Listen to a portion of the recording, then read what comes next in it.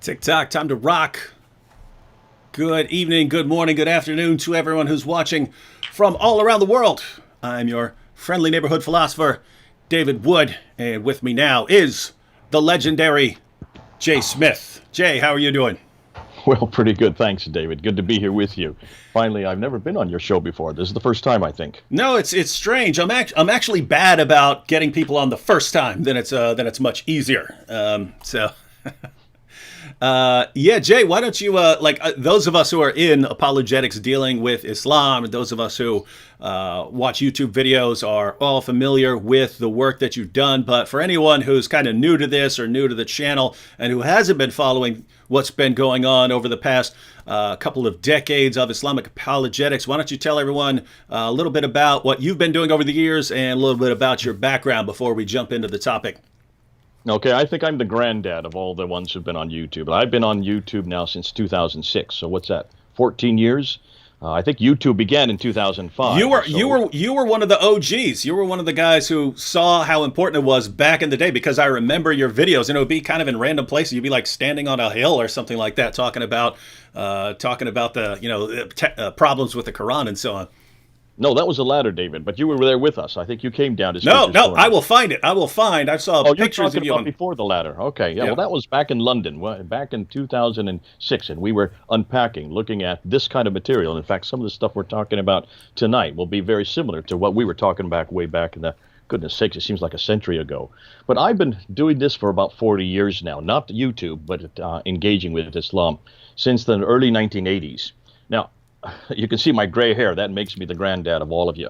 But it's fascinating. I don't think I've had it this easy as I have it right now. We've never had it this easy. In fact, in just the last week and a half, we've had a real breakthrough, a real crack in the dam. For all the years that I've been working, and I've done most of my work in, of course, I grew up in India. I'm a missionary kid, and so my father were missionary, my grandparents are missionaries. So I've come from that part of the world. I've come from the Indian subcontinent, surrounded by Muslims my whole life. We have about 200 million Muslims there in northern India. And so having grown up with them, I do not fear them. In fact, I engage with them. Certainly, I've had roommates that were Muslims. I've had classmates that were Muslims. I remember we were having these discussions when I was knee-high to a grasshopper. But because I left them back in 1971, it was when I came to the States to do my undergraduate and postgraduate that I finally got my first degree in apologetics, but not Islamic apologetics. There was no such thing back then in the 1980s. And so I went to Fuller Seminary and got another master's, and that was on Islam, but still not apologetics and not. And of course, the word polemics wasn't even known. We didn't have a word like that. It was only when I left and went to Africa with my wife that we started coming across this material that was fascinating to me. We were there for about 5 years, and then we were asked to go to London. And in 1992, we went to London. And one of the first things I did was go down to Speaker's Corner. Now, Dave, you've been there, haven't you? You know what Yep. it's like. Yep, a couple times. It's volatile. It's the bastion of freedom of speech. It's the only place on earth where you can say anything you want. There's only two laws. One is you may not slag off the Queen, and you may not use any violence, which are both broken every week. But you can. This is the one place where we can take on Islam. But no one was doing that back in 1992. And for the 1990s, that whole 8 years that I was there in the 1990s, I was really the only one that was confronting Islam all alone. And boy, I got beat up. I mean, physically beat up. We would get my glasses broken. We got punched quite a bit. It was a very violent environment. There were many different. We would have ladders, these little kitchen ladders that you just stand on, so you get your head above the crowd. I wasn't on those ladders. I was on the ground to begin with, because we're not taught how to do that in homiletics class. We're not taught how to engage on a ladder and to confront those in front of us, because we're told to be nice and pristine and timid and shy and Christ-like, with blonde hair and blue eyes. And we've always been.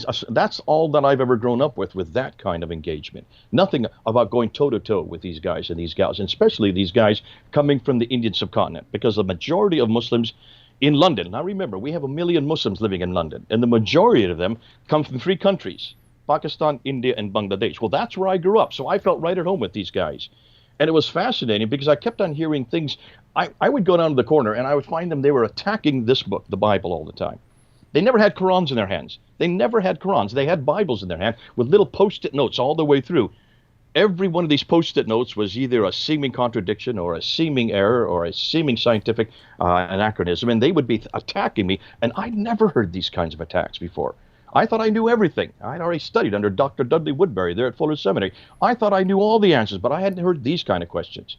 And of course, I knew all about the whole premise of the Quran. Of course, they'd always been saying the same thing about this book, their book. But at that time, there was nothing to fall back on. There was nothing to really give us any material to confront the Quran. That's called polemics. There was no school, no class. I had never, ever even come across anybody that knew how to confront the Quran or Muhammad in a public context, to go toe-to-toe with them and have it in a 2-minute soundbite. So Speaker's Corner kind of formed us, and Speaker's Corner created what we're now doing today. Then 9/11 happened. 9/11 changed everything. And suddenly the narrative was not one of violence, it was now one of peace. And Islam overnight became a religion of peace, which made my job a lot easier, because now I didn't have to worry about protecting myself physically. I was on a ladder by that time because back in 1994, I got beat up pretty bad, knocked unconscious, and the police had to rescue me. And when they pulled me out, they said there were about 60 Muslims that had been kicking me on the ground, and they were concerned for my health. They were concerned for my safety. So they said, from here on out, you must stay on a ladder so we can see you. So that's why I started getting on a ladder. And in 1995, I started introducing material against the Quran. I was taking classes from Dr. Gerald Hotting. I don't know if you know that name. He is one of the revisionists. He is one of the scholars that studied under Dr. John Wansborough, also along with David Cook, and also along with Patricia Kroner. They're at School of Oriental and African Studies. And I was taking occasional courses there. I didn't need to get another master's. I just wanted to sit in on his classes. And I was hearing things that I never heard before. This is back in 1994 and 1995. I was hearing things that all the Qiblas of the earliest mosques, none of them were facing Mecca. Things like this, that the Dome of the Rock didn't have a Qibla on it. And that it was, if it did, it certainly wasn't facing Mecca. It was facing somewhere much further north. And then I was hearing things that everything we know about the Quran, everything we know about this preserved text, doesn't come from the 7th century. It all starts to appear in after 690, after Abdul Malik, and that most of everything we know about this man Muhammad was first introduced in 833, yet he died in 632, and that everything we've heard about how the Quran was put together comes from 2 pages in a book called Al-Bukhari, Sahih Bukhari, volume 6, hadith number 509 and 510. And these are, though I'd heard these in the background, David, I never really engaged with them. Well, I started taking this stuff down to Speaker's Corner. And that's why I got beat up so much, because they had never heard this stuff. They didn't know this material. This was new to them. And so it was about 1995, some of the disciples of, what's his name? I can't remember his name right now. He is from Halifax. He's the Muslim Egyptian guy. Not Shabir Ali. He was one that taught Shabir Ali. Anyways, okay. Jamal Badawi? Jamal Badawi. Some of his disciples came to me and says, would you be willing to do a debate with this Dr. Jamal Badawi? He's on his way back from Malaysia. And I said, well, let's do it. Okay, 1990. So this is 1995. This was August 1995 at Cambridge University. And so I did my very first debate with him, and I gave 10 historical challenges amongst what we're going to talk tonight about. So that was in 1995. And he didn't have really any response to any of these challenges. He had not really heard these challenges. All of these challenges I had got from Patricia Kroner. She was there at Cambridge at that time, and I went with her the week before, and we sat in her office, and she helped me really put together my debate. So it was fascinating to me that someone of his stature, of his ability, probably one of the best, certainly one of the best Muslim polemicists at that time, and certainly one of the best Quranic apologists in the English language, could not answer these questions. Now, we didn't talk about Qira'at so much at that time. We were talking more about manuscript evidence. But he didn't have any response to these problems, these geographical problems, the problem with Mecca. He didn't have any response to this idea that there was no reference to Mecca until 741, until the mid-8th century. If this is the place where Abraham lived, if this is the place where Adam and Eve were sent to, if this is the place where Muhammad was born and grew up, and where he moved from in 622 up into Medina, why is it that we have no reference to this place at all until the mid-8th century, 100 years later? These kind of questions he didn't have a response for. And that showed me at that time, my goodness, we've got a treasure trove here. We've got some material here that we need to work on. We've got some material here that we need to start introducing to the world. So that was way back in 1995. Well, this is 25 years later, and we're still working on it, but we've never really had the kind of response like we had this last week. And this was a gift. You were talking to me a little bit before the show, and you said, you couldn't have asked for a better gift than what was done with that interview back on June 8th. On a scale of 1 to 10, how much are we loving? How much are we loving Sheikh Yasir Qadhi and Mohammed Hijab right now? Yeah, well, this is what's fascinating, David. I mean, these two guys couldn't have really set it up for us better than what they have done. Because what we saw last week, we're talking about on today's now the 19th, so we're talking about the 8th. We're talking about 11 days ago. 11 days ago, we saw two different sides of Islam. We saw two different worlds of Islam. We saw two different paradigms of Islam colliding. And what a collision it was. And I think this is what the Muslims need to hear. You've got a real problem here. Because if you have your cleric over here, I mean, if you have your academic, let's put him over here in the West. He says, and he claimed that, didn't he, within the talk. He talked about himself being an academic, and he is. No doubt about it. Well respected here in the United States and around the world. Coming from Houston, has grown up here, has an American accent. And what's more, he has gone and done what an academic should do. He's done his master's degree. He's got a PhD from Yale University, one of the best universities in the world, on this very material. And here he was. That happened 25 years ago. And here he was talking to Mohammed Hijab on this side. Mohammed Hijab, I would suggest, represents about 99% of the Muslim world, what we call the traditional Islam. This is the Orthodox Islam. This is the classical Islam. This is the Islam that never asks any questions any deeper than you just memorize, you just obey. On this side over here, this guy over here, he has a completely different environment. He's grown up not in the traditional world, he's grown up in a very Western world. And so as that, and having gone to places like Yale, he has to ask and answer a whole different set of categories. And you saw those two worlds collide. It was cool. It was cool because Sheikh Yasir Qadhi, he was actually trying to explain that to hijab. He said, when you're at the beginning level of knowledge, you're like, what is all this? Ahruf, Kirat, what is all this stuff? I don't know what this is. And he said, then once you start digging a little deeper, then you just sort of mindlessly accept what your teachers tell you, and you just simply regurgitate what they tell you. And he says, but if you dig really deep and you start having to deal with the criticisms of outsiders, then you realize you've got some problems here. And so it's funny that he's explaining that to Mohammed Hijab. He's explaining what's going on in this conversation. And for those of you who didn't see it, I encourage you to watch it before it's no longer available. Hijab took that portion of the discussion off of his channel. Yasir Qadhi still has it on his channel as of this moment, but he took down the comments section. So it's still up there right now, and we'll be talking about this here in a few. But he's actually filing copyright claims against people who are sharing the footage. So I had a copyright takedown. I'm going to win it. But that just shows you what kind of panic mode that he's in right now. But in effect, what you've got, ladies and gentlemen, is Mohammed Hijab really seems to believe that there's only one Quran, and even if you had to start over from scratch, you could still put together the perfect Quran that goes back to the time of Muhammad. He really seems to believe that.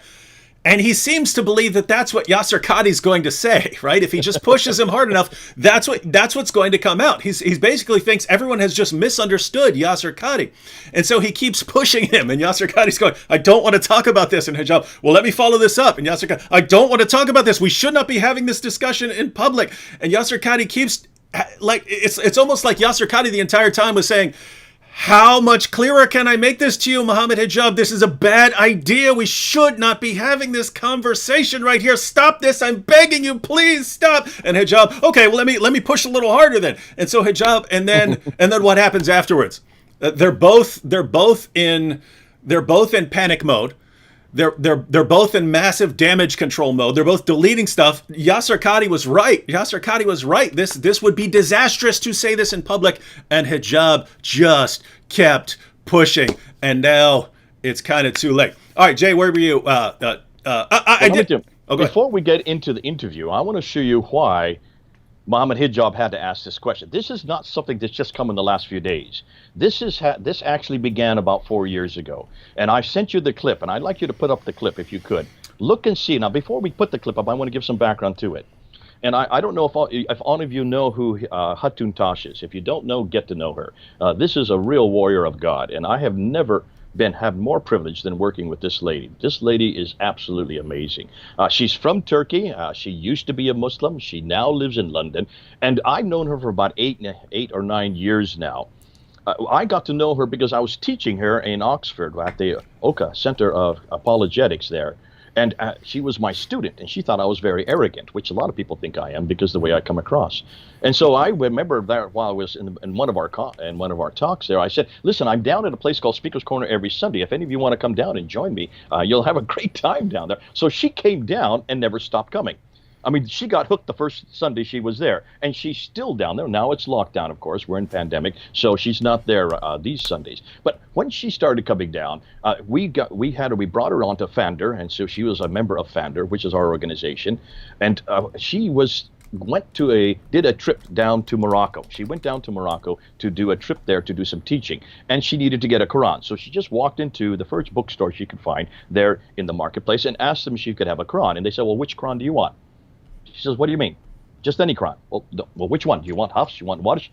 And they said, "What do you mean Hafs and Warsh? I thought there was only one Quran." They said, "Oh, no, there's quite a few different ones. We have about, I don't know the whole dialogue, but he said there are numerous ones that we have here." She said, "Well, give me the first one you have. What's the most popular one here in North Africa?" And they said, "Here, the Warsh." So she took the Warsh, and she came home back to London, and then she now listen, this woman doesn't even speak Arabic. She's not Arab.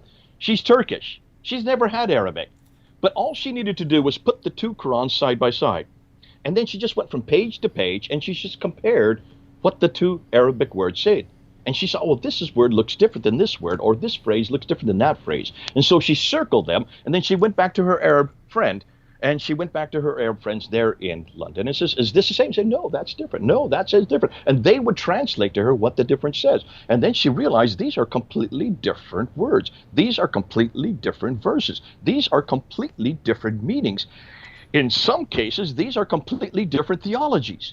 And she came to me about it and says, "Yes, well, I do this. We heard this in seminary. I remember hearing this under Dudley Woodbury, that this was a problem. But I had never really done what she had done. And really, no one had really done in our experience. I didn't really come across who had someone who had done it." So she started sending out the message to all her friends all over the North Africa and in Morocco and Yemen and Jordan to ask them to go to the local bookstore and look. And she started getting all the different names. So she said, "I want Nafi, I want Ibn Kathir, I want Abu Binir, I want Ibn Amir, I want Asim, Ibn Ali Abi al-Najud, I want Hamza al-Zaklat, I'm looking for al-Kisai, I want Abu al-Jafar, I want Yaqub al-Yamami, and I want Khalaf." Those are the 10 major ones. She wanted to look for those 10 major ones.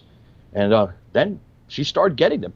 They only cost a few dollars. You can buy them in all these bookstores. These are not in the Nile River like what the Muslims thought they would. The ones that were in Cairo were thrown into the Nile. You cannot get rid of these Qurans just by throwing them into the Nile back in 1924. And so she came across 10 of them, but she didn't stop there. Then she started getting ones named Qalun and Al-Bazi and Al-Duri, not just one Al-Duri, two Al-Duris. And then she finally came across, and she'd already had the Warsh, and she had the Kunbul, and by the time 2015 rolled around, 2016, she had 26 of these different Qurans, 26 of these different Qurans. And she was giving them to all her Arab friends, as many as she could, and they were looking and they were finding all these differences. And they were finding not a few differences, they were finding hundreds, not hundreds, thousands of differences. So we talked about it, and I said, "Why don't we take these down to Speaker's Corner? Let's just hold them up. Let's just go and see what would happen if we took these Qurans down to Speaker's Corner and held them up for people to see." So this is in 2016. Look what happened. And take a look and see who's there. I want you to look carefully to see if you see somebody you're going to recognize. Go ahead. All right, here we go. Speaker's Corner 2016, ladies and gentlemen. There is only one Quran, right? And that every Quran in the world is the same. That's what you've been told. You have been told a lie. You run away from truth. Okay, so there are two Qurans today, right? Two. More than two Qurans. More than two? 3 Qurans? More than 3 Qurans. More than 3? 4 Qurans? There are approximately 26 of the Qurans. 26 different Qurans.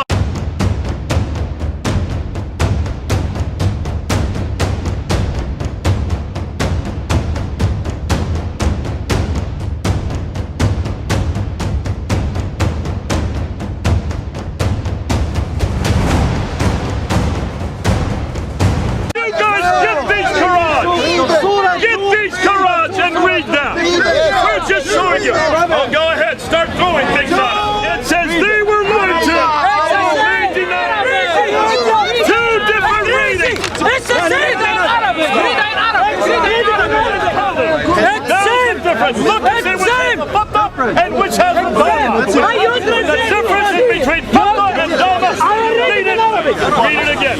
حتى يقول حتى يقول حتى يكون كويس. Read it again. The prophets fought, but by the time you get to the war, they were killed. خلكم هنا That is a huge Attention. Don't give up. Your faces, Muslim people, your face from here. Come. You Muslims, you better go. We're going to make it more and more difficult for you.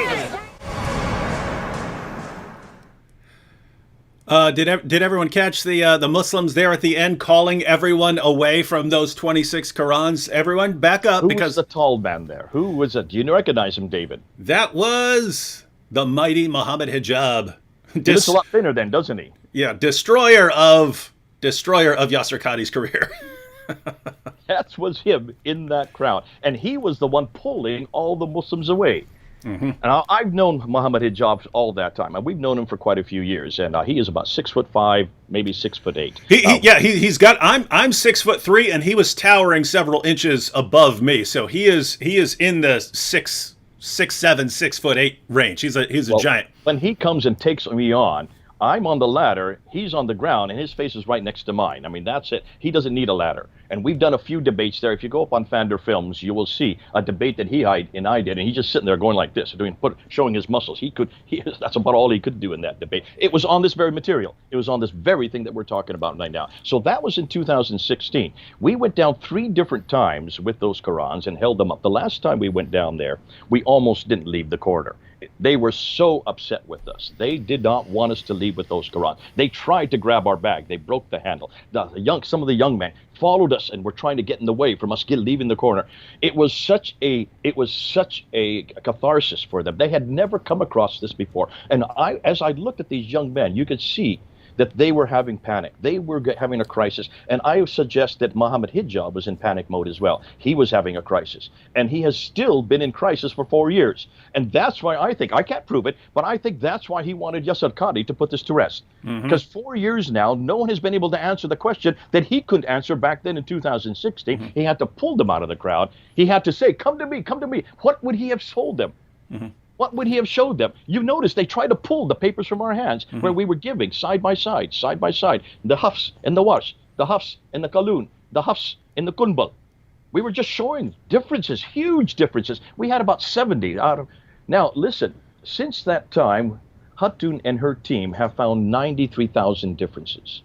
93,000 differences. She now has 37 of these different Qurans. There are 30 that are considered to be standard, or there are 30 that are now supposedly are the standard 10. You have the 10, which are the readers, and they are Nafi and Ibn Kathir and Abu Amir and Ibn Abi al-Dimashq and Asim Ibn Abi, excuse me for my pronunciation, Hamza al-Zalyat and al-Kisa and Abu Jafar and Yaqub al-Yamami and also Khalif.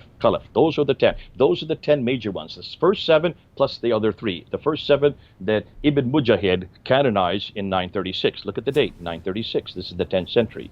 So those are the first 7 that were canonized by Ibn Mujahid. Now, another 3 were then added by Al-Jazari, and he died in 1429. So you're talking the 15th century. Another 3 were added. But with each one of these 10, there are 2 narrators or 2 transmitters. And it's the 2 transmitters, which makes another 20, that gives you 30. So that's how you get 30 of these qira'at. Not 1, not 2, but 30 of them. Where is Hafs in all this? And who is Hafs? We might want to come back to that at another time. But you can then understand why our good friend Muhammad Hijab had to ask this question a week ago. He was having this problem back in 2016, and he was hoping, and he was really hoping, that our Yasser Qadi, who is a world-renowned scholar who has a PhD in the Quran, has done all this work, is well-known all over the internet, has an enormous amount of following in the internet, not as big as you, but certainly in the Muslim world, he is one of the best. And he wanted to come and ask this question, a simple question. And by the way, this is very common amongst Muslims, that they think that, well, even if I couldn't answer this question, my leader could. Or a scholar could, right? That is their attitude. That was always like even way back when I was talking to Nabil, that was his attitude. Even if he would get stumped, I do not know how to answer that. He would have complete confidence that there is a solution, that if he just gets the right Muslim scholar to ask him about it, then he can fix those doubts. And on this issue right here, because you posted, that was posted back in 2016. I posted a clip of you guys showing the 26 Qurans back then, and it had it got like 1.2 million views on my channel. But watching the Muslim responses, it was all, the first response is, "Guys, you're so stupid. Those are different translations." And I got that from hundreds of Muslims sending me messages. "You idiot, those are different translations." So you have to explain, no, those are different Arabic Qurans. And then the next response is, "Oh, but those are just differences in pronunciation." And you got to, no, they're actually differences in the text. And then the response is, "No, these are just for different dialects." And no, there's something else, right? And they're going down the list. And then it's, "Well, why don't you debate Zakir Naik on this issue," or something like that, right? They really believe that if you get the right guy, if you get the right Muslim scholar and sit him down, he can clarify all this and show you that your doubts are silly, right? And so you're right. Muhammad Hijab gets Sheikh Yasir Qadhi, and Sheikh Qadhi, we're going to ask you, and you're going to fix all these problems, and all of a sudden Hijab has to realize, whoa, this is not going the way I wanted it to. And are we going to play any clips? Are we going to look at them? We can look at some clips. Maybe why don't we just look at some clips and then unpack what's going on here? Because it's amazing, not just the body language, but what he is saying. And he's saying an awful lot more than he should have said, because you and I know that this is going on in the Muslim world, but the vast majority of those who are watching this will not see this. You will probably not even pick it up, but you will need to understand, or you need to see that this is a real clash, but this was also such a clash that you can see that Yasir Qadhi is struggling to shut this down. As David said earlier, he's struggling to shut this down because he doesn't want to take it. And what does he do? All the way through, just take my class. Just take my class. Mm-hmm. I can't tell you now. I can't do it into the camera. But if you take my class, everything will be explained. So let's go show some of these clips. Yeah. And let's see exactly how they dealt with this material. And that was the main complaint, because you had the Muslims who are saying, "Hey, you're shaking my faith here. You're shaking my faith." You had the Muslims who are saying that. But then even the Muslims who weren't saying that said, in effect, "Yasir Qadhi, you raised all these doubts and said there are all these problems, and then you offered no solution to any of the problems. So you just left people with doubts and problems. That's all you did. Why did you say anything?" Because he could have just said, "I don't want to talk about this," and not said anything. But he says a lot more than that. So this is actually still, I would have played my own compilation, but unfortunately Sheikh Yasir Qadhi had it removed. He might have this video removed through copyright takedown for just posting these clips. I don't know. He seems to be on a rampage to remove content. But this is actually the first video that sort of brought this to everyone's attention from Islam Critiqued. From the Islam Critiqued YouTube channel, and he posted a short compilation of these clips. We'll watch probably half of it, then stop it to discuss it a little bit, and then we'll watch the rest. So, all right, here we go. Let's see Muhammad Hijab interviewing Sheikh Yasir Qadhi. Every single student of knowledge knows, who studies Ulum al-Quran, that the most difficult topics are ahruf and qira'at, and the concept of ahruf and the reality of ahruf, and the relationship of the Uthmanic Mus'haf with the ahruf, and the preservation of the ahruf. Is it 1? Is it 3? Is it 7? And the relationship of the qira'at to the ahruf. This is a topic that when you're the beginning student of knowledge, you're like, what is all of this going on here? When you go a little bit more, you learn to simply memorize what your teachers say and regurgitate it out, and you don't fully comprehend. When you do a deep dive is when things get very, very awkward and difficult. And this isn't new. This is from the time of the Sahaba. This is not a joke, brothers and sisters. The issue of ahruf and qira'at caused confusion to somebody whom the Prophet ﷺ said, if you want to listen to the Quran directly, listen to Ubay. Ubay is not some even average Sahabi. He is the Qari of the Quran. He is the master. He is who he is. And he goes, فَدَخَلْ فِي نَفْسِي شَكْ. What is all of this stuff? Again, this is you were asking some very honest questions. It's the first time I'm saying these things. Many people are aware who listen to my lectures that I've mentioned the crises that happened to me at Yale. This was the issue, that the issue of ahruf and preservation and qira'at and relationships between them, these are very, very difficult issues. And the most advanced of our scholars, they're not quite fully certain how to solve all of the unanswered questions in there. Here's the point. These issues should only be discussed amongst people who know what the qira'at are and who understand some of these questions that are being So raised. is what you're saying the shak that came, or not the shak, but the crisis that you... That's a good spot to pause it right there, and then we'll go back and continue. But yep, I do not believe that was the answer that Muhammad Hijab was expecting. Could you go ahead and explain this to us? Yes, of course I can. There's only one Quran, perfectly preserved, right down to the letter, and yeah, there are the ahruf, and those are just some different dialects, so that's not a problem. And basically, there's no problem whatsoever here. One Quran, perfectly preserved, something along those lines. And Sheikh Yasir Qadhi just didn't go there. We have plenty more from Sheikh Yasir Qadhi. But Jay, what would you like to say about what you just heard from Sheikh Yasir Qadhi? Yeah, this is fascinating because what you're hearing Qadhi say, this is the most difficult issue for us to have to deal with. And what he's talking about, you have to go back to these two different. This is from Al-Bukhari, Volume 6, 509, and Al-Bukhari, Volume 6, 510. So there's two different hadith here from two different periods. This is what happens to the Quran. This explains how the Quran was put together in 632. So this is the Abu Bakr Quran. And this is the one that explains how the Quran was then redone in 652, roughly 20 years later under Uthman. So this is Abu Bakr, this is Uthman, 2 pages apart. And this is what all Muslims have to go to know how the Quran was compiled. And what Yasir Qadhi is saying, when you go back here, you will notice that at the very beginning, Muhammad had died. He died in 632. The Quran had not yet been compiled. There was no Quran. It had been memorized by many of the Sahaba, and there was parts of it that had been put on stone, bone, and pieces of bark, and things like that. But it had not been written in any codified form. In 632 to 633, there was a battle called the Battle of Yamama, when about 70 of those who had memorized it were killed. And so this became a crisis for Abu Bakr and Umar. Abu Bakr was the caliph at that time. And they realized that if any more people died, they wouldn't have any Quran for them to go on, because you need to have people who had memorized it to retain it, to preserve it. So they called Zayd ibn Thabit. Now, David, who is Zayd ibn Thabit? Well, he's the secretary of Muhammad, right? That's the man. Oh, but by the way, I wanted to just give you a quotation on that, just in case anyone's doubting what you just said about the people dying in battle. This is, I'll give the quotation here, and then Jay can continue. Ibn Abi Dawud's Kitab al-Masahif.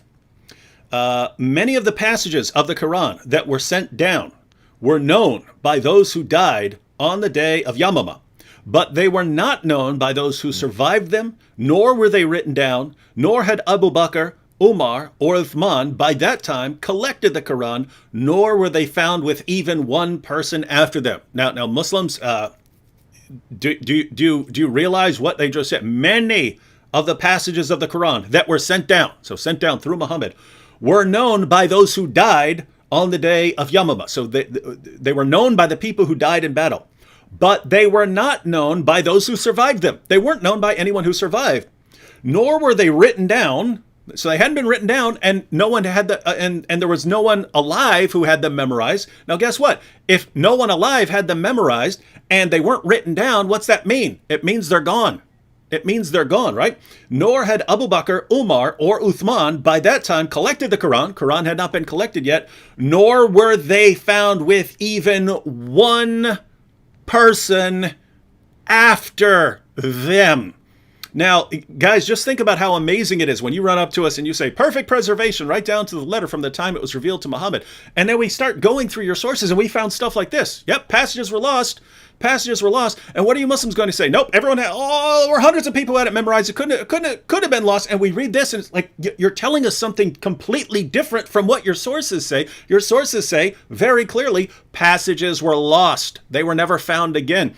And Jay, isn't that's the basis for collecting the Quran into a book, right? Before that, it seemed that before that, it seemed that, writing these things down on like rocks and leaves and bone fragments was more like an aid to memory, right? Like you wanted to write something down on a leaf so that you could go back to your tent and memorize it, but they're focused on memorizing it and reciting it. And then it gets to the point where people are dying in battle and they're the only people who have passages memorized. And wow, we don't have those. We don't have those passages written down anymore. We can't find. We don't have a copy of those. Hey, we need a book form. So now we need to change the emphasis to having this in an actual book, so that as we die, we don't lose more. And the reason this is amazing is, every Muslim tells me, well, it doesn't matter if you have all these different versions of the Quran and you have all these Qur'an and so on, because there are so many millions of Muslims who have the Quran perfectly memorized. If you go back to the beginning, they seem to realize that is a really, really, really bad way of preserving a text. And so they said, look, we need one copy. We need one copy right now. So Abu Bakr made sure they had one copy so that as people die, there's a Chinese proverb that says, I think it's the weakest ink will outlast the strongest memory. And they had to find that out the hard way. Go ahead. And this is very great that you bring it up, because there's an awful lot of Muslims that say, well, yes, they all memorized it. That's all they needed was the memorization. It's obvious to Abu Bakr and Umar the memory wasn't good enough. This caused the crisis, so much so, and we know that 70 were killed at the Battle of Yama. If just 70 dying caused this kind of crisis, that they had to have it written down, that suggests that memory isn't good enough, and we all know that. Literally, that's a no-brainer. So here they have, back in 632, they put together this one copy. Zayd ibn Thabit does it all by himself. He gives it to Abu Bakr, who gives it to Umar, who gives it to his daughter, who is the widow of Muhammad. Her name is Hafsa. And what does she do with it? Well, she sticks it under her bed.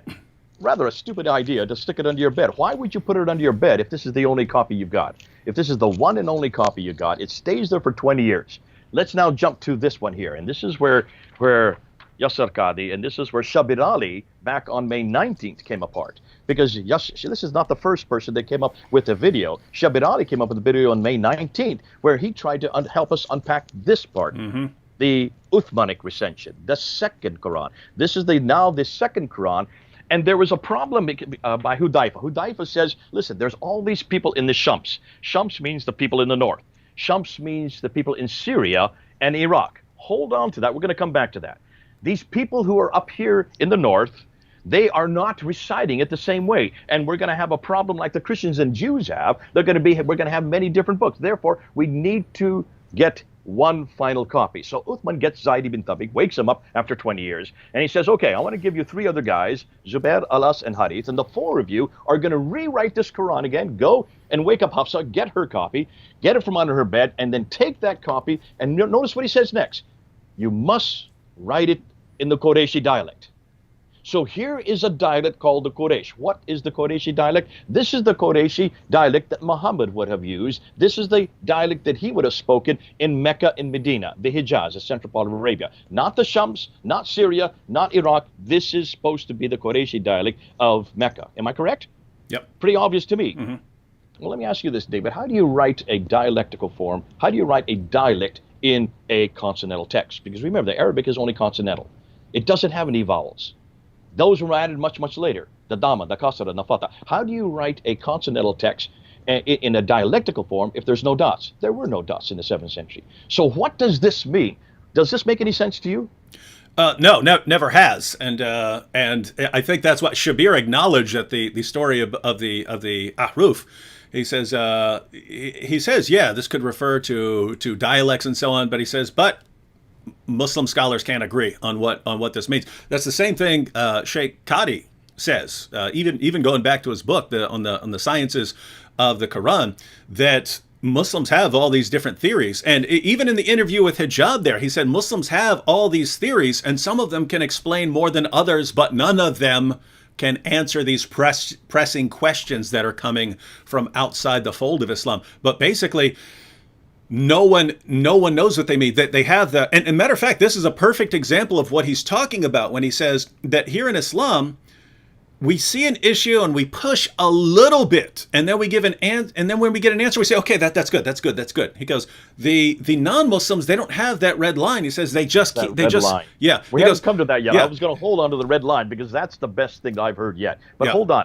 let's don't jump on it, because that's going to come up in the next clip that you're Yeah, going to and show. here I just mean that he's breaking it down that they will just keep asking questions, and so the Muslim response is, a Muslim hears, oh no, there are these different ahruf. What is that? What could that be? And then the explanation comes. Oh, you see, it's just differences. It's just differences in dialect. And the Muslim said, "Oh, okay. See, that's good. That's good, because I believe That's all he needs. That's good enough for me." But if you were to bring that up in a non-Islamic context, they're going to push back. What are you talking about? They're going to say the stuff you're just saying. What are you talking about? Yeah, go ahead. You're jumping ahead, and you're coming up with some of the choicest material that we're yet to unpack. But let's hold off, because we want to hear Qadi say that, because what Qadi says is absolutely informative. But anyways, here we are. We're back, and they're saying write it in the Qurayshi dialect. I'm making a point about this because you're going to see what and who Hafs is. You're going to see the one that they did choose is the wrong one, nonetheless. So they do this, and they write it up, and they get it finally in one codified form, and then they send it out to all the provinces. Now, according to tradition, as long as I've been studying it, we've always talked about only 4 cities: Basra, Baghdad, Damascus, and Medina. Those are the 4. And we have 4 different people that were the reciters that actually were responsible. Ubay ibn Ka'b, that's what he's talking about. Remember he said Ubay ibn Ka'b? Mm-hmm. Ubay, he was the best. He was up in Damascus. His was the best. You have Ibn Masud, who is in Baghdad. You have Ibn Musa, who is in Basra. And you have Zayd ibn Thabit, who is in Medina. So those are the 4 men who go with the reciters, who are the ones responsible for these 4 different codices. But that's not what it says in Sahih. It's not what it says in Sahih Bukhari. Read it again. It says to every province. There were more than 4 provinces. Let me name them: Basra, Baghdad, Damascus, Jerusalem, Cairo, Alexandria, Aden, Herat, and Nishapur. How many did I just do? That's 9. There were actually 9 provinces. So whether it's 4 or 9, I would like to find that one, even one of those 4. I would like to know where that one of those 4 that was in Basra, Baghdad, or in Damascus, or in Medina. Give me even one of those 4, because I would like to know exactly what was written there. What we do know is that immediately after he did this and sent them out to the provinces, he took all the remaining manuscripts. Hold on a minute. I thought these were recitations. Recitations aren't manuscripts. Recitation is something you do with your mouth. Recitation, a dialect, is how you pronounce it. You can read the text, the consonant, but you pronounce it different if you're in Morocco than the way you pronounce it in Cairo, and different than the way you do it in Jordan. And depending on where you are, what you see in the text and how you pronounce it are 2 different things. So how can you then take manuscripts and burn them? This is exactly what he did. He burned manuscripts, not people's tongues, not people's recitations. So that's where Shabir Ali got it completely wrong, because he was trying to say that these were recitations that were different. That's why they had to put it into one dialect. The difficulty even with that is there was no way that you could have it in a dialectical form in the 7th century. The dots had yet to be invented. Those were created in the early 8th century into the mid-8th century, canonized in the late 8th century. And once you had all these dots, once you had these dots above and below the lines, and remember, there are 28 letters in the Arab alphabet. There are about 15 that are unique, but there are 6 that don't need any dots. All the other ones need dots to know what you're talking about. So if you have just one little curly face or smiley face, if you put a dot above it, it becomes a na. 2 dots above it becomes a ta. 3 dots above it becomes a tha. 1 dot below it becomes a ba. 2 dots a ya. Na, ta, tha, ba, ya. You can get 5 different letters just by putting the dots above and below the lines. Can you then understand that when you all of a sudden get a whole proliferation of these dots, then you have a proliferation of different words, do you not? And that's why when you start getting the dots and start to make these dialectical differences, you're going to have many different variations on where those dots go. If you just take 3 little words, 3 letters together, not words, just 3 letters together, and put dots above and below the line, you can get anywhere from 19 to 33 words, just from 3 letters put together. Can you then understand then why this became a real dilemma in the late 8th century? And why then they needed to find out where they're going to put these dots. How are they going to put the vowels? Because then the vowels were invented. That's the dhamma, the u sound. That's the kasra, the e sound. That's the fatha, that's the a sound. There are only 3 vowels, short vowels, and they're elongated as well. Those 3 vowels were invented in the 8th, possibly the 9th century. Once they had the vowels in place, then you could put them all over the place, and you get many, many different variations. And that's where the problem with qira'at comes. The qira'at comes in which school, which reader, which one are you going to follow? Which set of dots and vowels are you going to follow? And that's why we now have first 7 and then 3 more, which is 10, and then another 20, which makes 30, that were then came into existence by the time of the 15th century. But this is fascinating because what we have been told and what they all tell you is that this all happened in the time of Muhammad. Remember that story of Umar hearing the recitation from one guy that's different than what he had been told. He grabs him by the shirt and he drags him into Muhammad and he says, listen to him. And Muhammad listens to him. And Muhammad said, well, that's okay. That's fine. It's been given in 7 ahruf, 7 qira'at, 7 different readings. That happened at the time of Uthman. I'm sorry, that happened at the time of Muhammad, right? Mm-hmm. Where do you get that story from? Who is the one that tells you that story? You have that in Bukhari, right? It's Al-Bukhari that tells you that. And when did Al-Bukhari die? He died in 870. So who was the one that canonized that viewpoint? That's Ibn Mujahid. He died in 936. So this story about Muhammad and what was going on in Muhammad's time about these different 7 readings, that comes from the 9th and 10th century, redacted back onto the 7th century. David, do you know of any place in the 7th century where you can find this story? No, but I don't know where we can find any stories okay. about early Islam. So everything we're going to hear from the Muslims, everything we're going to hear from Yasser Qadi, everything that Muhammad Hijab is dependent on is not from the 7th century. It's not even from the 8th century. It's all from the 9th and 10th century. Now let's ask ourselves as a Christian, are you dependent on if you're going to take the same category for us as Christians, that means we would know nothing about Jesus Christ. We would know nothing about who Matthew, Mark, Luke, or John were until the 3rd century.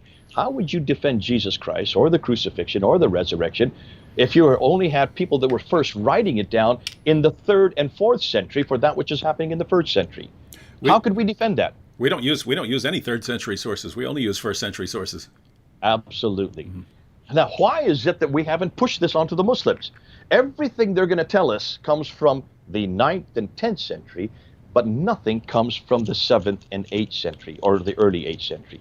And that's why when Yasser Qadi says that this created him a crisis of faith, I don't think he has yet to know what the real crisis of faith that's coming for him. And that we're going to get later on when we bring someone else into the whole picture. But let's go ahead and show the next picture, because the next picture, the next clip, I think is where we're really going to start unpacking the real problem that went on in that interview. Oh, real quick before we move on, Silent Noisy here said, "You are shaking my faith," but spelled shake, like shake Yasser Qadi. Shaking my faith. Anyway, I wanted to put this up before I forgot it, because that would be a funny title for a video or something like that. Shaking my faith.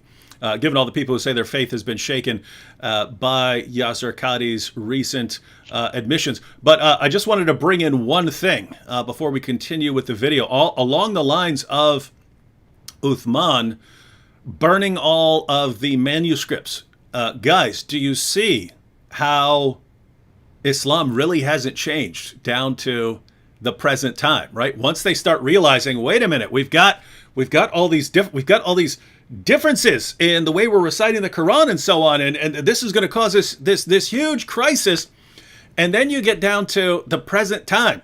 So you're talking almost 14 centuries later. Sheikh Yasser Qadi admits, guys, come on, we need to get past. There's definitely some problems with our perfect preservation belief that many of you Muslims have. Once you start digging a little deeper, you find out you got some major problems, and it's not really answering the questions. And what's the response from Islam? You need to delete that footage. You need to start blocking. You're destroying everyone's faith. It's better to lie about it and pretend that none of that is there, so that you don't hurt our confidence. And just to show you how bad this is right now, just to show you how bad this has gotten. This is I wanted to share this copyright takedown here. So this is a copyright strike. And if you look towards the bottom left-hand corner, you see right under where it says strike on June 19th. So that's today. Strike on June 19th. Look right below that. Content removed by Yasser Qadi. Content removed by Yasser Qadi. This is a copyright takedown because I was playing some clips from his video. Now, anyone who knows anything about how copyright works, you can take clips of people's material, especially if you're using those clips or quotations for the purpose of education or criticism, which is exactly what I was using those clips for. You can't just take like an entire lecture or something like that and post it yourself, but you're allowed to use excerpts and to use clips, quotations, and so on. I mean, think the way Yasser Qadhi's moving. If you simply quoted something he said in a paper or something like that, he could say, "Oh, that's my copyrighted material." No, in the West, people have always understood if you were to stop people from being able to respond to one another and take clips of other people and quote people, if you were to stop that, you're basically shutting down open discussion of ideas. So they put the concept of fair use into law, meaning if you are using clip, you're not using the entire thing, you're using portions of it for purposes of education and criticism and so on, you're allowed to do that all day. So notice, that is exactly what my video was. This would be laughed out of court if it were brought into court. Sheikh Yasser Qadhi, when you go to do this, they make sure you understand what is allowed and what is not allowed. So Sheikh Yasser Qadhi knows that he is deliberately filing a false copyright complaint to get my material taken down temporarily, because there's no way I would lose this, right? Eventually the video that was taken down, eventually that video will be back up. It's indisputable. It could be, a couple weeks if he agrees that his copyright complaint is bogus. It could be longer than that if he actually wants to go to court, in which case he's going to have to pay all my legal fees when he loses and the judge laughs it out of court. But here's the point. He's so desperate to shut down me pointing out what he said. That's all that video was. It's me criticizing what he said, me pointing out, look at all these things he just admitted. And after the backlash he got from his own community, from the Muslim community, you're destroying our faith, he had to take that down. You can go to his video now. There are no more comments. Why? Because if you read through the comments, I wish I'd screenshotted them. I did not. I should have anticipated him taking these comments down, because Muslims in the comment section were saying things like, "You are destroying my faith and you are going to have to answer before Allah on why you destroyed my faith on the judgment day." They were saying things like that. And so he just took down the comments so he wouldn't have to see these. But notice, I don't want to see all these comments. Block them. This guy's taking video clips to expose what I said, which is what you're supposed to do, right? This how open dialogue works. So no, I have to file a false copyright to get rid of that material. What is this? These guys are the modern day Uthmans. Muhammad Hijab, Yasser, these are the modern Uthmans, burning all the evidence that exposes them. These are awesome times, guys. As easy as it is to look at something like that and get mad, once you understand what the panic, the fear that is underlying their actions right now, the panic mode that they're in, the desperation in that community, Sheikh Yasser Qadhi knowing that, wow, Muslims are attacking me, and unbelievers are using it to destroy people's faith in the Quran. I have to silence all this. And notice, there was only one way out of this. Once he said all that stuff in Muhammad Hijab's interview, there was one way forward for Yasser Qadhi, for him to say, okay, I said, it's a long discussion. You really have to understand. So I'm going to post a 20-hour series going through all this to help everyone understand. And then you'll understand why we can still believe the Quran is the word of God, even though it has all these problems. But he doesn't want to do that. Why? Because he still does not want Muslims to know about those problems. And so there's no way out. And now they're in lockdown mode. We need to lock all this stuff down. They're going to scramble. They're going to get, Hatun is has multiple copyright strikes against her channel from Adnan Rashid from playing clips by him. They're all using the same method. They're all filing fake copyright claims, hate speech claims. They're all doing it. Why? Because they are in the tradition of Uthman, where you destroy the evidence, hide the evidence, instead of actually dealing with the evidence. Anything you wanted to add, Jay, before we watch some more? We haven't said what the whole problem is. Why is it that they are so concerned with preserving the text? And it has nothing to do with a desire on their part. It has nothing to do with something that's come out in the modern day. This has to do with the Quran itself. The Quran makes that claim. In chapter 85, verse 22, it's very clear that the Quran itself are derived from the preserved tablets. These are the eternal tablets. These are the uncreated Quran. So it makes that claim itself. In chapter 10, verse 15 of the Quran, and in chapter 15, verse 9 of the Quran, and in chapter 18, verse 27 of the Quran, it says that Allah preserves the Quran and guards it from corruption. So if the Quran makes this claim that it's guarded by Allah himself, then there can be no human interference, there could be no human interaction. This cannot have any human intervention at all. If that is the case, it destroys not only God's word, but it destroys this inimitability. And they have to claim this inimitability. So they're between a rock and a hard place. Even Yasir Qadhi is between a rock and a hard place. And you're going to see that later on in the clip. You're going to see how he then comes and solves this problem. Because good old hijab wants him to solve this problem. Watch and see. It's not going to come up yet. It'll come up later on. Look and see how Yasir Qadhi solved this problem 25 years ago at Yale University. He has to preserve the text because God preserves the text. And this is the eternal text. We don't make these claims about our Bible. Thank God we don't make our claims that our Bible is eternal. Thank God we know that it was written by man. We don't make the claims that it is eternal. We don't make the claims that it was sent down, inspired by God, but not eternally and sent down like it was to Muhammad over a 22-year period between 610 and 632. We would say that it was complete when it was formed, like the Muslims, but as far as unchanged, that's the other thing they have to preserve, the idea that it never changing. Because if it is changed, that's human intervention. Once you admit any human intervention with even one word, with one letter, even some Muslims say even with one dot. Once you do that, you're then saying that man has now interceded for God. Man has now changed God's holy word. And that cannot at all ever be admitted to. So you can see the dilemma, not only for the Yasir Qadhis over here, but also the Muhammad hijab. They have to hold up this inimitability. They have to hold up this preservation. They dare not acquiesce, whether they are from the academic world or whether they are from the traditional world. They cannot acquiesce on this one point. On that, they are both agreed. So how are they going to come to this conclusion? Let's see what Yasir Qadhi says. And by the way, you mentioned the position that Yasir Qadhi is now in.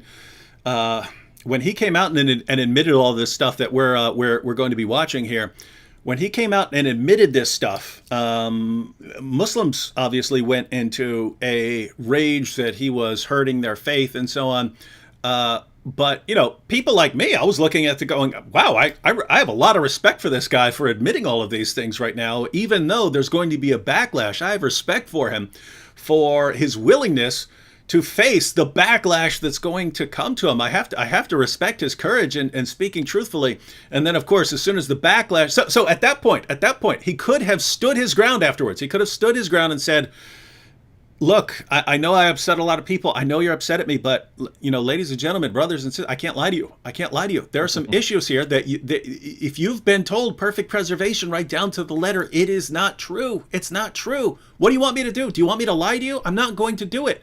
I'm not going to do it. And if everyone uses this against me, then so be it. I'm not going to lie. I'm not going to diverge from the truth. He could have did that, and he would have had my perpetual respect for that. Instead, as soon as the backlash came, he immediately backed down. He blamed Islamophobes. He said, "This is all Islamophobes. They're all doing this, and they're taking things out of context and so on."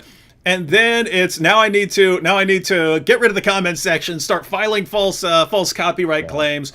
And so now whereas before it would have been Muslims upset at him and other people actually respecting him and taking him more seriously. Yeah. Now, instead of that, it's Muslims are still angry at him, and I view him as a coward now. I view him as a total deceptive coward, right? If you're filing a false copyright complaint to cover up information because your feelings are hurt by the backlash, now I regard you as a lying coward. So now he's in trouble with everyone, and we'll see why. All right, here we go. Well, let me get to the clip. Let me just say one more thing.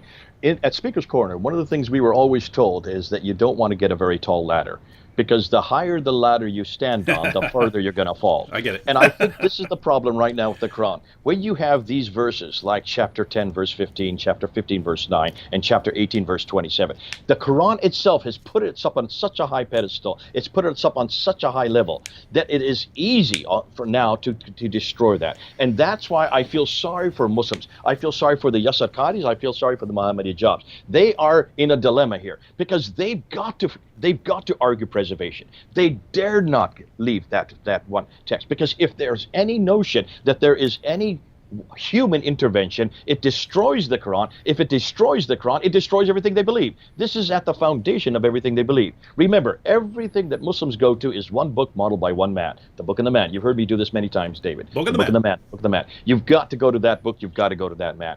And what we're seeing here is the book starting to crack. We're seeing the edifice, the bottom rungs starting to fail. And that's why what you saw there a week and a half ago was not just the two worlds colliding. It was also the two worlds realizing we don't know how to defend this. We still don't know how to defend this. That was 25 years ago he had that crisis. Let's go and see how he does it. Let's see what he says. Here we go. Back to Sheikh Yasir Qadhi and Muhammad Hijab.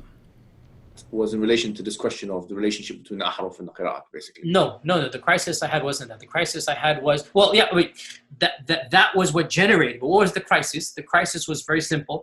Traditional understandings of ahruf and qira'at cannot answer some of these pressing questions that are now being poked by our people outside of, by our academics, by their academics outside of the faith tradition. You see, in a Muslim environment, there's always some respect that we have for the Quran. We should. In a Muslim environment, we'll press a little bit and then we'll say, okay, khalas, sami'na wa ata'na. And that's great, alhamdulillah. When you go to academia, they don't have that red line. And they're going to just, the famous story of the emperor with no clothes. They're going to just point out, no, that doesn't make any sense. Well, that's not true, and this and that. And they'll bring issues, which I'm not going to mention explicitly, that you know are true because they're in your own books. They're not inventing anything new. They'll bring you riwayat and they'll bring you athar, and then you add to that very well-known issues of, I don't even want to be explicit. And then you bring on top of that makhtutat, and then. And it's very clear to you and to every single very advanced student and specialist that the standard narrative has holes in it. That's what I'm going to say. The standard narrative does not answer some very pressing questions. These are now well known within the Western Academy, that they're bringing forth issues. Their level of now knowledge is leaps and bounds above what it used to be, 100 years ago. What is happening in the last few years is not me anymore. It's the Western academics. These problems are now becoming mainstream. And by and large, our ulama in the Eastern world are not aware, by and large, of what's going on in the Western side of things. And they're not answering those questions in a manner that it needs to be answered.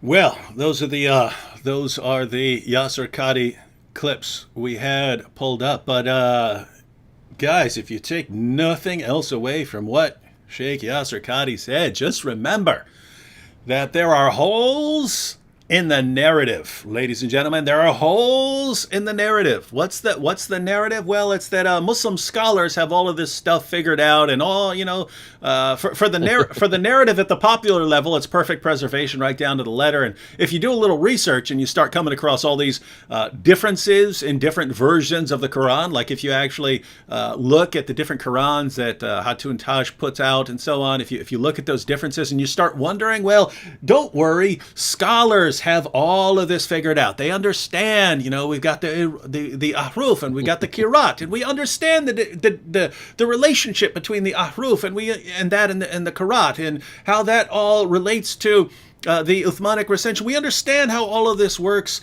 together, and that's what you'll hear at the popular level. If you start digging into this, you'll start to hear, oh, we've got all this figured out, and Yasir Qadhi lets the cat out of the bag and says, there are holes in the narrative. There are problems with this story. Jay, did you want to comment on some holes in the narrative? My goodness, I was just writing this. I wrote these notes down as he was going through. The traditional understanding of ahruf and kirat cannot answer pressing questions by Western academics. See, we're the problem. Mm-hmm. It's the Western academics that are the problem. Now he's blaming us for even asking these questions. But I love it when he talked about that red line. And he put his hand up there and he says, there's a red line beyond which we don't go. See, we have a respect for the Quran. We have a respect. We won't go beyond that. We just accept that there are different traditions. We just accept that there are different get-off and different ahrus. We don't ever ask this. But see, I live in the West. I live in America. And here, the West, they go beyond that red line. There's the problem. And you Easterners, those of you in the East, those of you in the traditional crowd, you don't have to live in the world that I'm living in, is what he's saying. I have to live in this world. I got my credibility. I've got my reputation to worry about, and I have to straddle both worlds. Can you see? He did not want to answer this question because he still has that reputation from Yale University and now from all the different TV shows he's been. He's been all over the TV here in the United States. He is the moderate face of Islam that everybody loves. And he's got to still live in that world. And he's still got to be able to communicate that world. And he still has to maintain some type of balance. But over here in the traditional world on this side, you've got a whole different category of people that want him to come hand down and just say, this is not a problem. This is not a problem. And he says, listen, that's where you are. You don't go, you don't want, you know it's not a problem because you don't go past that red line. I don't go past that red line. I cannot go past that red line, except 25 years ago. And remember, he said, I had a crisis and this got out of the bag now. He didn't want it to get out of the bag. If you look at the first hour and 20 minutes, you can see that they brought this up. And that's why it's fascinating that he's blaming even the converts coming up with Muhammad Hijab's from his material, his converts there in London who are causing this problem. He didn't want people to know about this crisis. And what did he say? It's fascinating. This crisis, when Muhammad Hijab said, well, is this the crisis? Is this? No, that's not the crisis. He said, no, that's not the crisis. The crisis was of understanding and knowledge. What understanding? What knowledge? Well, really, it's this. But he didn't want to talk. He didn't want to say that this was the crisis. But this is exactly the crisis.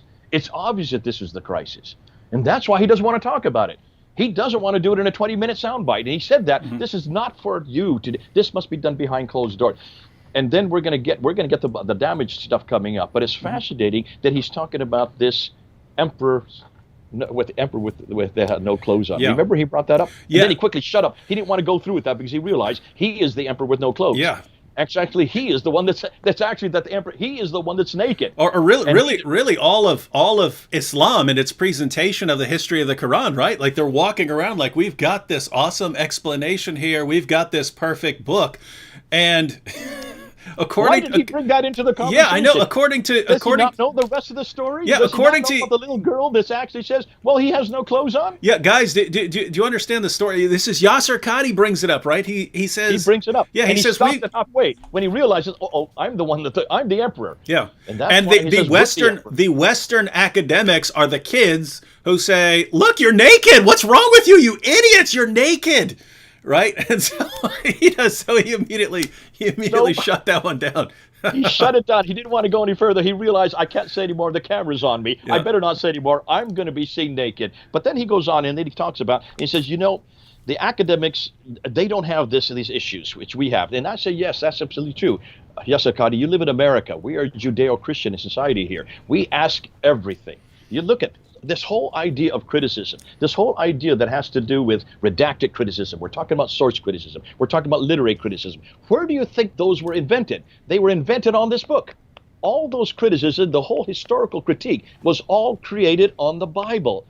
As Christians, we've always opened our Bibles up to criticism. Who do you think Wellhausen is? He was a Christian. What do you think the Tübingen School was doing in the 1800s in Germany? They were doing the whole documentary hypothesis. It all came about the Bible. The Bible has always been put up to criticism. The Bible, we've always allowed it to be criticized. Our Lord Jesus Christ, he himself put himself up to criticism. He wouldn't let anybody defend him. Even the one time that Peter took out that sword to defend him in the Garden of Gethsemane, what did Jesus do? He turned towards Peter and says, put away your sword. I don't need that kind of defense. I don't need the sword to defend me. He who lives by the sword dies by the sword. That's in Matthew chapter 26. And you can see this kind of criticism is something that Christianity has dealt with for 2,000 years. And that's why when you come to a Judeo-Christian environment like we have here in the West, our schools are based on that kind of critical thought. Our whole Bible is the one that created that critical thought. You would not have historical criticism or redacted criticism or source criticism, any of these criticisms without the Bible. And that's where our good friend Yasser Qadi has had to do his schooling. And here he was at Yale University 25 years ago, and he started hearing these claims and these criticisms of something as simple as Qira'at. That is not very damaging. That is not very difficult. He's going to find out there's much more difficult things way beyond the Qira'at that we're going to introduce tonight, that Dan Brubaker is introducing. Once he gets to that, let's see what crisis of faith he's going to have then. But remember, we don't go beyond that, he says. We have a respect for the Quran, and I think there's the problem right there.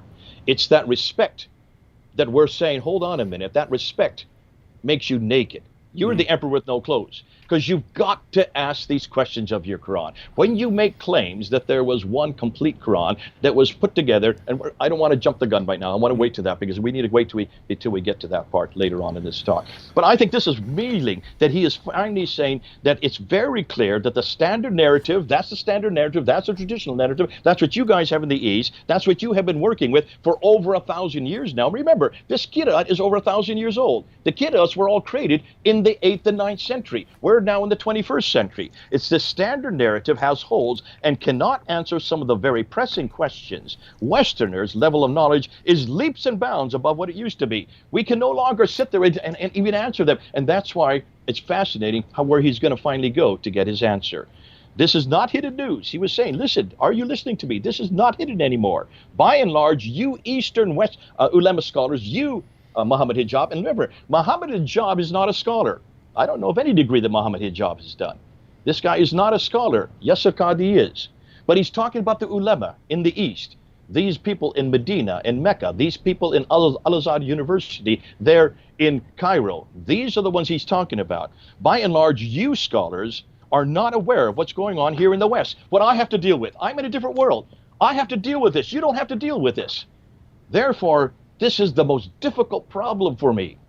Amazing. Mm-hmm. And I agree with you, David. I thought, gosh, this guy is actually honest. Mm-hmm. This guy is actually saying, can you hear what I'm saying, Muhammad Hijab? Please don't ask me this question. This is not something I want to get into, because I've had to deal with this for 25 years. Now, I was hoping that he would have an answer after 25 years, and so was Muhammad hoping that he would have an answer after 25 years. Mm-hmm. Let's go and see what Muhammad does next, because what Muhammad does next is absolutely revealing, because you can see he is pleading with Yasir Qadhi to come up with an answer. And let's see what he does. Let's play the next clip. Actually, I don't have that clip pulled up. Okay, well, let me just tell you what happens next. Are you talking about if you had a blank Mus'haf? Yeah. He puts out his hand. Yeah. And he says, he doesn't do it once. He does it 4 times in that clip. I counted it this afternoon. I wanted to make sure that I find out. 4 times he asked Yasir Qadhi, what about that if I give you a blank sheet right now, what are you going to write on it? What are you going to write on it? Is this going to be Hafs? Is this going to be Warsh? Is this going to be Kunbul? Is this going to be Nafi? Is this going to be Al-Duri? Which one are you going to write? Which one of these is the one that goes It's not an easy answer. That's exactly what Yasir Qadhi says, right? So notice it should be yes or no. That's exactly what he says. He goes, I feel like. Notice he says I feel like. He goes, I feel like it should be an easy answer, right? Because guys, do you understand what he's saying? After all of this stuff, and Sheikh Yasir Qadhi saying, okay, well, look, man, we got some problems here, and Muslims think we can deal with it, and we can't, and we got some huge issues here. Muhammad Hijab throws what he thinks is this softball that's gonna undo all of the damage that just happened, all of the damage that was just done. Because this is what I always hear from Muslims. I always hear, well, even if you just wiped all Qurans out, we have so many people who've memorized the Quran, we could just take a blank paper and we could just write it all out and we'd have a perfect reflection of what goes back to Muhammad. So Hijab rolls with that theory. Hey, if I gave you a blank book right now, could you write out the Quran that goes right back to Muhammad? And Yasir Qadhi, not an easy answer. Hijab, well, it should be an easy answer. It's not an easy answer. You're pushing me. Don't push me on this one. And it's Then he says something that's very revealing. And I see you don't have the clip, so let me just go ahead. I wrote it down. He says, this issue of Qira'at has troubled Muslim scholars from the very beginning. And he says, we are a group of 15. There are 15 of us that are now discussing this. So this is 25 years later. He had this crisis there in Yale. And now 25 years later, he is now getting 50 scholars, 15, to go and try to come up with some type of answer. And he says, there are 15 opinions about this, but none of us have an answer fully the question that are raised. We can't even answer it yet. And he goes on and says later on that he has been spending the last 25 years, especially the last 10 years, he has been going deep. He talks about that, going deep into it. And then when Muhammad Hijab says, okay, well, what about that blank piece of paper? What are you going to put on it? He says, don't talk about it now. After this recording, we can talk about it. And why don't you take my class? Because if you can take my class, there you can find the answer. It's fascinating. We cannot answer this question in a 20-minute interview. Thus, I have never brought this topic up myself, he says. Well, isn't that interesting?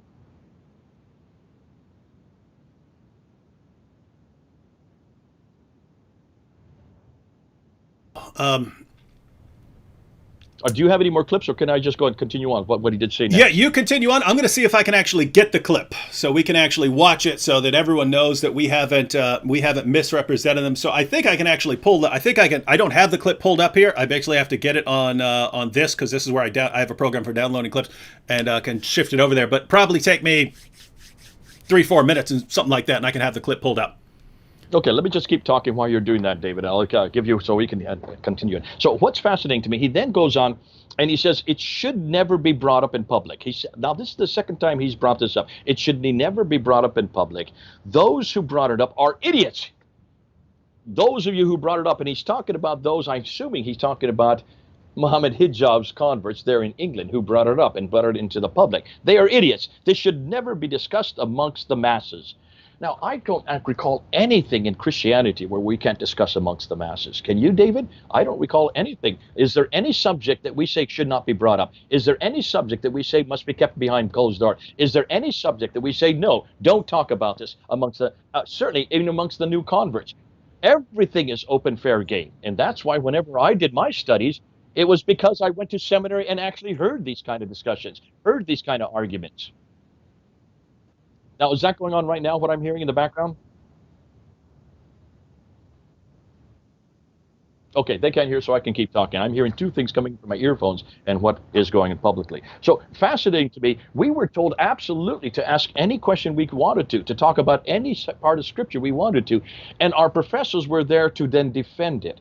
But certainly, this is not something we do behind closed door. But evidently now, we're getting a whole different paradigm here. We're getting a whole different paradigm of what is done in the madrasas, what is done in Islamic universities. They have certain questions you are not permitted to ask. They have a red line. That red line you don't go beyond. Why? Because out of respect. Remember what David said earlier. You not only respect your teachers, you don't respect those who have gray hair like me. I wish that was happening today here in the West. But you respect also these questions. You respect the Quran. That is not what we saw happening a week ago there on May 8th. Because there here you have Muhammad Hijab who wanted an answer at this time. So then he puts his hand out a second time. And he says, what is it you're going to put here? What are you going to write? And then he said, listen, I've never ever, this is Yusuf Qadhi, I have never talked about this in public. You won't see any video of this in public with me. He says, because I don't want to say something that will embarrass the Quran. So let me be the problem. I want me to be the problem. I don't want the Quran to be the problem. Let me be the fall guy. Let me say I don't know what I'm talking about. Let me say that I cannot come up with an answer. I would rather be the one that gets the embarrassment. I would rather be thrown under the bus, but not the Quran. We must not let the Quran be put under the bus. Why? Because Allah preserves His Quran. Allah preserves His word. Chapter 10, verse 15. Chapter 15, verse 9. Chapter 18, verse 27. He had no other recourse but to go back to the Quran, to go back to this preservation, to go back to this mantra. And then finally it comes up. He says that all the qira'at in the Quran, he finally says, when Muhammad Hijab gets exasperated, puts out his hand one more time, he says, what is going to be there? And then finally he says, all the qira'at are the Quran. To understand this, take my class. Because it takes background and information.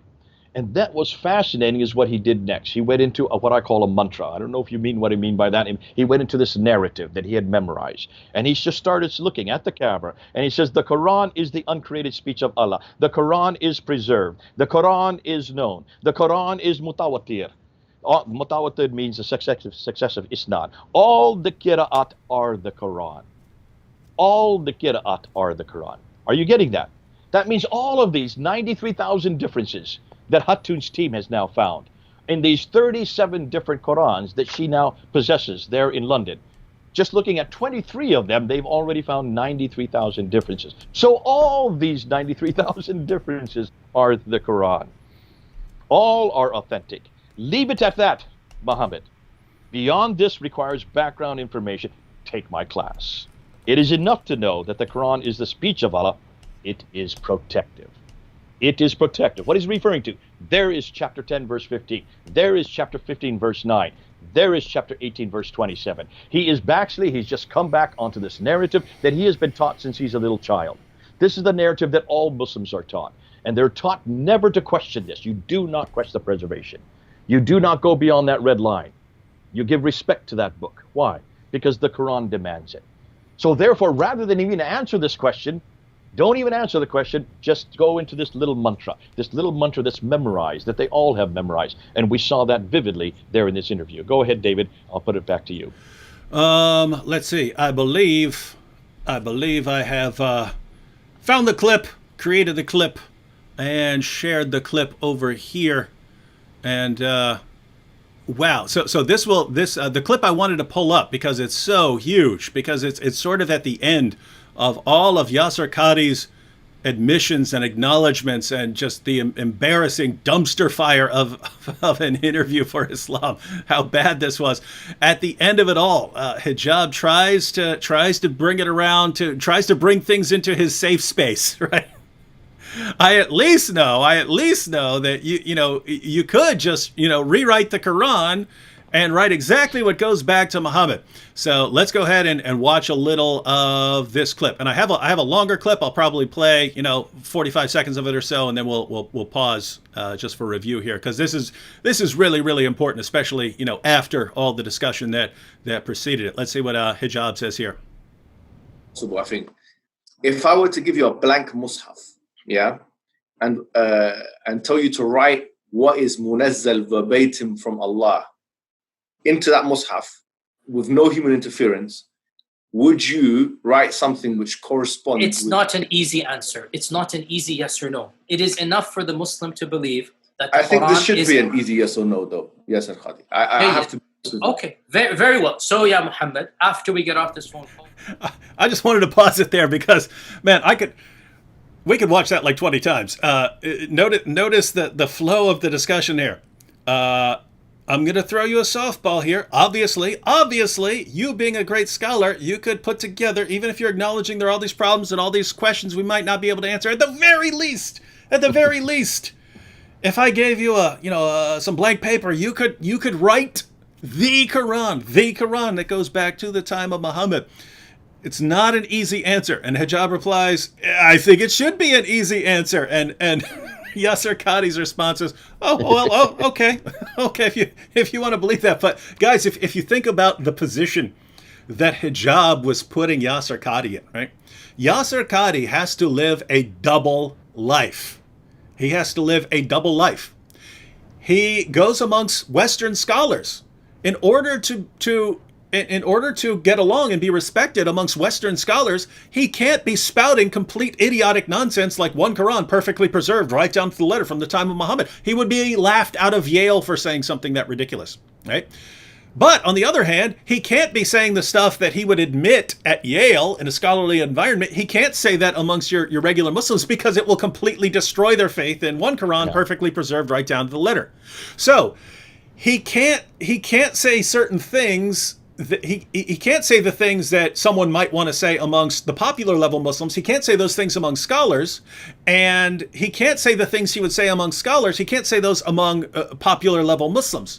So this is what Jay is talking about with this worlds colliding. They are colliding in this person of Yasir Qadhi, and Hijab forces him into it. Hijab says, all right, here you are. Oh, worlds are colliding right now. Now you tell us something.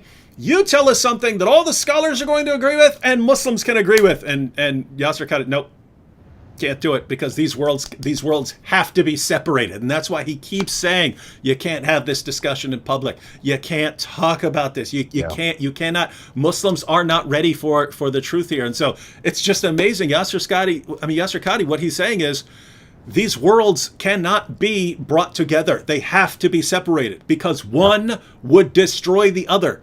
And you popular level Muslims, you're not going to destroy the beliefs of the scholars. You would need evidence to do that. And so what would happen if you brought these worlds together was these scholars would completely destroy your faith in Islam. I can't allow that to happen. So Muhammad Hijab, if you want to ask me a question afterward, please do so. But we cannot go on with this. Amazing stuff. By the way, I have much more of that clip if you wanted to continue it at any time. Right. So then, are we going to show any more clips, or that's it? That we're going to stop? We can continue with that clip. I paused it right there because that first like 40 seconds was so beautiful. Go on with the clip, because this is where it all comes out. This is where it really comes to a crescendo, and then finally comes to doing denouement. So go ahead, show the rest of it, and let's unpack that. All right, here we go. Let's have a number of discussions. No problem. I'm very open with advanced students, but these issues should not look. It is kalamullah, what is going to be written. It is kalamullah. It is what would you write? You're pushing me. And I'm saying it's not hikmah to listen. I have a condition. Like I said, everything I say is going to be factual. If I wanted to do tawdiyah and whatnot, I would do it right now in front of you. There is no need for tawdiyah. The Quran is the uncreated speech of Allah. The Quran is preserved. The Quran is known. The Quran is mutawatir. And alhamdulillah, all of the qira'at are the Quran. All of the qira'at are authentic. Alhamdulillah. Leave it at that, ya akhi. Beyond this, honestly, I have no problem. We'll have discussions or take my class. But beyond this requires... So yeah, I have more if you want to continue on by that, but he kind of made his point. Leave it at that. Leave it at that. If you want any more than that, you have to take my class. Can't discuss this in public. Can't have this discussion. Muslims are not ready for this information, so we have to hide it from them. If they start realizing there is a problem, we have to go into panic mode, start closing stuff down, filing false copyright claims, taking down the comments section. This is Islam, ladies and gentlemen. You guys have no one to blame except your leaders for lying to you like this, and yourselves for letting them get away with it. Right, you're the ones who let them get away with it. All right, what are your thoughts, Jay? David, I mean, we could go on. I don't think we need to do any more. I think we've done the damage as far as looking and just unpacking what he said so far. The damage has already been done by Yasir Qadhi. He is caught between a rock and a hard place, and I feel sorry for him. Me too. I absolutely do feel sorry for him, and I have the same sentiments you had from the very beginning. I don't know what I would do in that position. We don't have that problem in Christianity. We don't have that problem with our scriptures, because we don't have those kind of claims to defend to begin with. But more than that, we would never suggest in front of a camera that ask me this question. Wait till after the camera is down. I'll talk to you one-to-one, or take my class. Why would you want to take his class if he can't even answer the question in 5 minutes in front of a camera? What is he going to tell you in his class that he hasn't told you already? And if you cannot say this in public, then what's the purpose of spending years, 25 years, he says. He's going to say that later on. And that the last 10 years, he's gone deep into this to try to find out. He has 15 others that are working with him to try to come up with a solution on this. And yet after 25 years, they still don't have a solution that they can communicate it to the camera, that they can communicate it to me, that they can communicate to Muhammad Hijab. And if they can't communicate it to the camera, or cannot communicate it to me, and cannot communicate to Muhammad Hijab, then where in the world and what is left for Islam? Because what they're basically saying is there is no answer. This is too much cognitive dissonance. We don't know what to do with this. Mm-hmm. Rather, just don't ask me this anymore. But he does give an answer. At the very end, he does give an answer. In fact, he already intimated in that last bit that you were just going through. He says all of the qira'at of the Quran, all of the qira'at are authentic. Every one of them. That means all of these. Here they are. These are the 30 qira'at. Here are the 10, and here are the 20 on this side. These are the first 7 right here. These are the first 7 that were then canonized by Mujahid and look at his dates, 936. And these are the ones that are supposedly from the time of Muhammad, right? Take a look at their dates. Do you want me to read their dates to you? Yeah. Look at the dates they died. So Nafi died in 785. He was born in 689. Was he living at the time of Muhammad? Mm-mm. Muhammad died in 632. That's 50 years later. Ibn Kathir died in 738. He was born in 666. So he was nowhere around. That's 30 years after Muhammad died. He was even born. Abu Amr ibn al-Ala died in 770. Ibn Amir al-Dimashq died in 736. Asim ibn Abi al-Najud died in 745. Hamza al-Zayyat died in 772. Al-Kisa'i died in 805. None of these guys were living when Muhammad was living. None of them were there. So how could these be the 7 readers that Muhammad's referring to? How could these be the 7 qira'at that Muhammad's referring to, the 7 recitations? They were not even from the same century Muhammad lived. Have Muslims looked at this? Are you looking at the dates? But hold on a minute. Another 3 were added. These 3 down here. And these were added by Al-Jazari in 1429. That's the 15th century. Look at their dates. 748, 821, 844. That's the 9th century. That's 200 years later. Hold on a minute. These 10, are these 10 this book right here? Where did this book come from? Where did this Quran come from? Do you know, David? What's the name of this book? Who is the one that this is taken from? Are you talking about the Hafs? Hafs. Yeah. Who is Hafs? Have I said his name so far? Depends on who you ask, though, because some would say he's a deceiver. But go ahead. Okay, but more than that, remember at the very beginning, we went and we looked at these two, what we called Al-Bukhari, Volume 6, Hadith number 509 and 510. And 510, we went through this purposely. I wanted you to go through this purposely because at the time of Uthman, so we're talking about 652, Uthman turns to Zayd ibn Thabit, who he is now called to rewrite the Quran a second time, and he says to him, write it in the Qurayshi dialect. That means you have to write it in the dialect of the Hijaz. The Quraysh is where Muhammad lived, supposedly, and he lived in the Hijaz, which is in the central part of Arabia. This is not up in Syria. This is not way over in Iraq. This is in Arabia, and that's the Qurayshi dialect that they spoke in that place. So they're supposed to write it in that Qurayshi dialect, right? Mm-hmm. Well, let's go back to this list again. I wish I'd given this to you. I should have sent this to you so you could put it up on your screen so everybody could look at it. But notice these are the 2 lists of transmitters that each one of these readers has 2 transmitters that transmitted their own text, and they do not agree with theirs. So you have every 2 disagrees with the reader. And these are Qalun, look at the dates, 835, 864, 869. These are all 9th century. These are some 9th century, some are 10th century, 904. But one of them is the one that I've circled in black. The one I've circled in black is the one that was finally chosen in Cairo in 1924. In Cairo in 1924, they had a problem with the educational authority because all the high school students there in Cairo were answering different on standardized tests. They were giving different answers. And the reason they were giving different answers because the Qurans they were using were all different. They had 30 different Qurans that they were using, 30 different answers. There's no way you could have standardized tests. So they went to Al-Azhar University. They went to a man named Muhammad Ali ibn Al-Huzayni Al-Haddad. That's his name. Muhammad, have you heard this name before? Ibn Al-Huzayni Al-Haddad. Remember that name. Because he is the one that chose Hafs. He is the one that chose Hafs, but he doesn't give a reasoning. Now, if he was going to choose any of these 30, why didn't he go back to the first 2? Why didn't he go back to the first 7? Why didn't he go back to the first 10? And why didn't he go back to Mecca and Medina, to the Qurayshi dialect? Remember, that's what Uthman said at the very beginning. It must be in the Qurayshi dialect. That would therefore refer to either Nafi al-Madina or Ibn Kathir al-Makkah. Those are 2 of the readers that come from the Hijaz, from the very area that Uthman is saying you must have this dialect. So why did Muhammad Ibn al-Huzayni al-Haddad choose those 2? He didn't. Who did he choose? This guy, way over here. Where is he from? He is from Kufa. Where is Kufa? Kufa is in Iraq. This is the Shams. Remember right there in what we talked about at the very beginning of the hour? They said that Hudayfa comes to Uthman and he says, we've got a problem because these people in Shams, they have a completely different recitation. This is the recitation that does not agree with our recitation. Make sure that they don't have different Qurans like the Christians and the Jews. So Uthman says to Zayd ibn Thabit, come here and rewrite the book, rewrite the Quran in the Qurayshi dialect so that those in Shams do not have a different recitation, so we have the correct recitation. So what does Muhammad Al-Huzayni Al-Haddad do? He doesn't go back to the Qurayshi. He goes to Shams. He goes to the very thing they're not supposed to do, and he chooses a guy named Hafs who died in 796.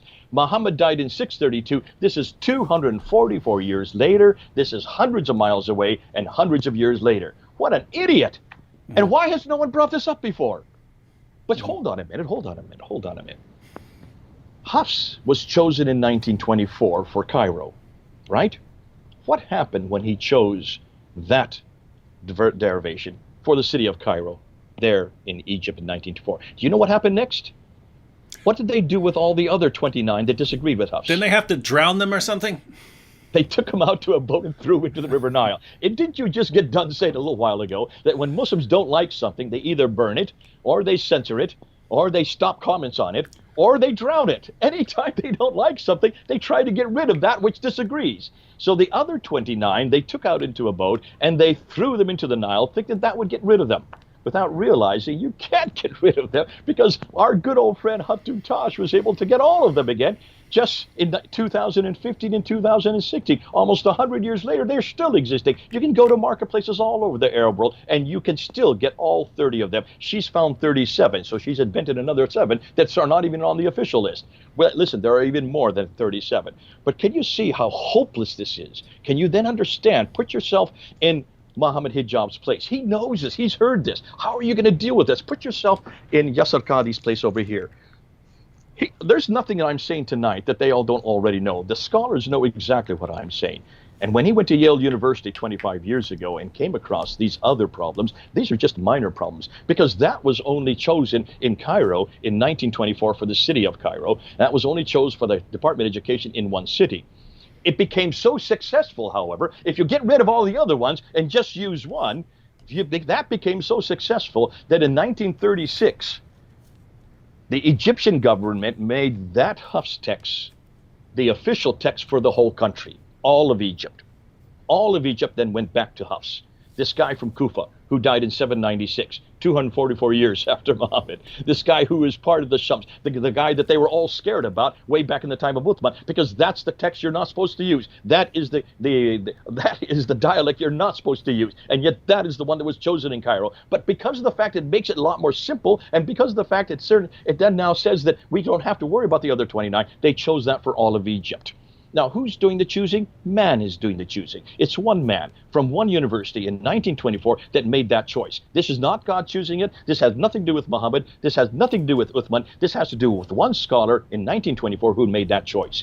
But it became so successful in Cairo, it became so successful in Egypt, that in 1985, King Fahd,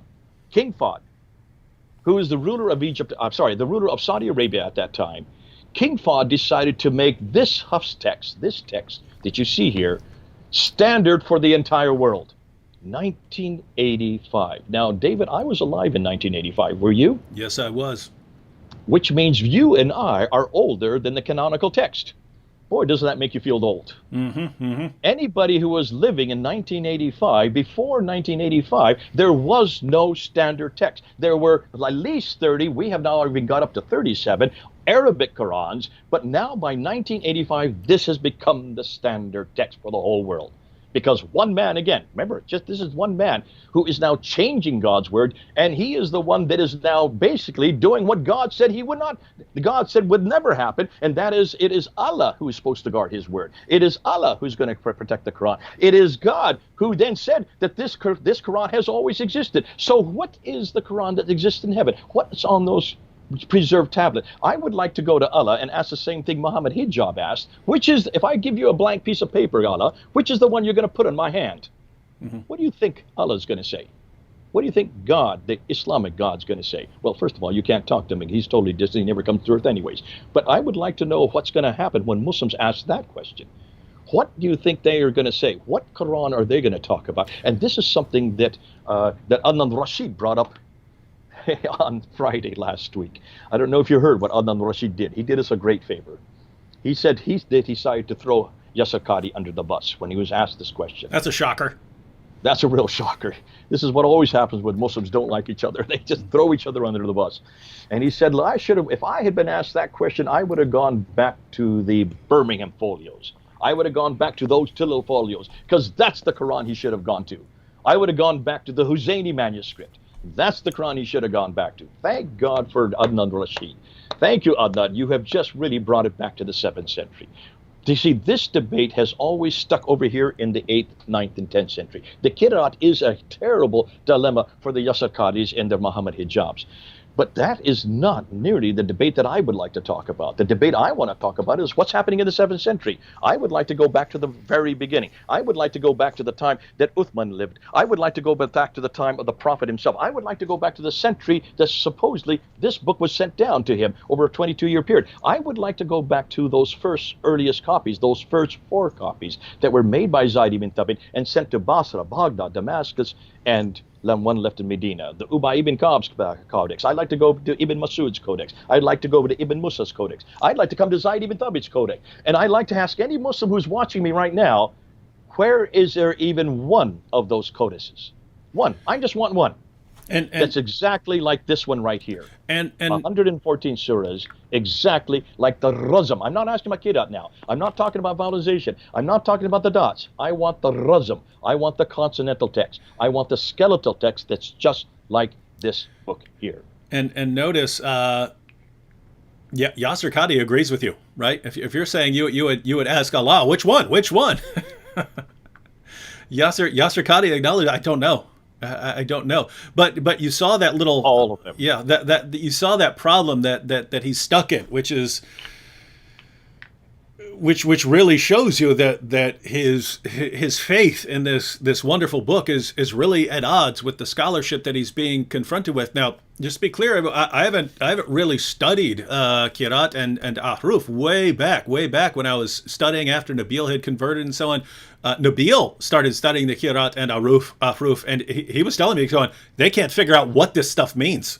They can't figure out what any of this stuff refers to. You go to he says you could go to a book and get 15 different interpretations of what these things even are. So I pretty much stayed what I would call source-based, right? Look, if you tell me the Quran's been perfectly preserved, I will quote you a bunch of passages from your sources talking about missing chapters, hundreds of verses coming up missing, verses being eaten by a sheep, different phrases coming up missing. I'll talk to you. I'll just quote your sources to you and show you that the Quran has not been perfectly preserved. As for the Ahruf and the Qirat, I'll wait until Muslims figure that stuff out, and then they can tell me what all of this stuff means. Here we are, all these years later, and Shabir Ali's recent video that he put out, scholars don't know what the Ahruf refers to, and then you've got Yasir Qadhi, and he's saying that every student of knowledge knows the biggest problem is the Ahruf and the Qirat and how they relate and what they do and how this relates to Uthman's version and so on. And the explanations we have just can't stand up to scrutiny. They can't stand up to scrutiny. So I'm thinking, what, you guys cannot even come up with a coherent explanation. So, I don't know when I'm actually going to get around to studying anything beyond the basics. But Jay, just tell me if this is sort of where things stand, right? Because David, we only have 15 minutes. Now, in the last 15 minutes, we need to bring this to a conclusion. And I really want to get to the mother lode. I really want to get to the real damaging material. I really want to start introducing what Qadhi has not yet looked at, and what Shab and so you want to watch the clip from Brubaker? No. Oh, okay, let's introduce that though. Yeah. But what I'd like to do is I want to introduce his book. I want to introduce this book right here. Oh, Jay, let me just ask that question. I wanted to for a lot of people are confused. They're like, because we're not explaining a lot about Ahruf and things like that, and we're telling people we're not sure. But just as far as where things stand, correct me if I'm wrong. It's something along these lines. You've got Hatun. And she's got 37 different Qurans, not different translations, not just different pronunciations. She's got different Qurans that have different Arabic text within them. And so the question would arise, why do you have these different texts and so on? And I would just say, well, because human beings are imperfect and they make mistakes along the way. And so you end up with differences, especially going way back. But for someone like Yasir Qadhi, who believes that, Allah is somehow preserving things, he's got to explain these differences in terms of Ahruf and Qirat, but he can't say that these are based on later problems with Muslims not knowing where dots go or, inserting the consonants and so on. He can't say that, it's coming up later on. So he has to say somehow all of this goes back to the beginning and we just can't figure out how, and it's a one big massive mess, and that's why we can't discuss it in public. Is that basically the kind of takeaway story? No. And I think we need to be careful because Muslims are going to say that's all that we think. That's wrong. What we're saying, and this is much more. I don't mean what we're saying. I mean, Is that And that's not what Muslims are saying either. okay? And Yeah, that's what they're not saying. that's what I'm And trying to why get. if you I'm look trying at- to get the relationship here. If you look at Shabir Ali's, and this is why Shabir, we have to be careful that we don't give them the wrong message. When the Quran was written down, I don't know if you can see this, but when the Quran was written down, this is we have the Samarkand and the Sana. These are two of the earliest manuscripts right here. You notice there are no dots on them. See that? This is known as Razm. Yep. Razm means the skeletal text. These are nothing more than consonantal text. There's about 15 letters, roughly 15 letters that existed at the very beginning. Today, there are now 28 letters. How did it go from 15 to 28? Right? When I took Arabic, this is what was taught me. At the very beginning, there were only 15 letters. Well, in order to know because there's so many different ways of saying something, they had to put dots to make a distinction. Those dots were then added around the 8th century and the 9th century. They were canonized in the late 8th century. So by the early 9th century, when you have all these different Qira'at, you had then many different scholars and students who were putting their dots in many different areas, as I said earlier, and that's where you get the Qira'at, the many different readings. Yeah, that's what I'm saying. Yeah, so just because I'm trying to get this straight for myself because I'm not completely clear on this, because when I ask Muslims about it, they give all kinds of different explanations. What I'm saying is when we have all these different modern versions of the Quran, and what I'm saying is, would someone like Yasser Qadi explain that in terms of going back to issues of Qira'at and Ahruf? And you would say that Qira'at comes along when they end up putting these dots in different places and end up with different terms. But since Yasser Qadi has to believe that all of this goes back to Muhammad, he's got a problem. Back to Muhammad, though. What goes back to Muhammad? Not the Qira'at.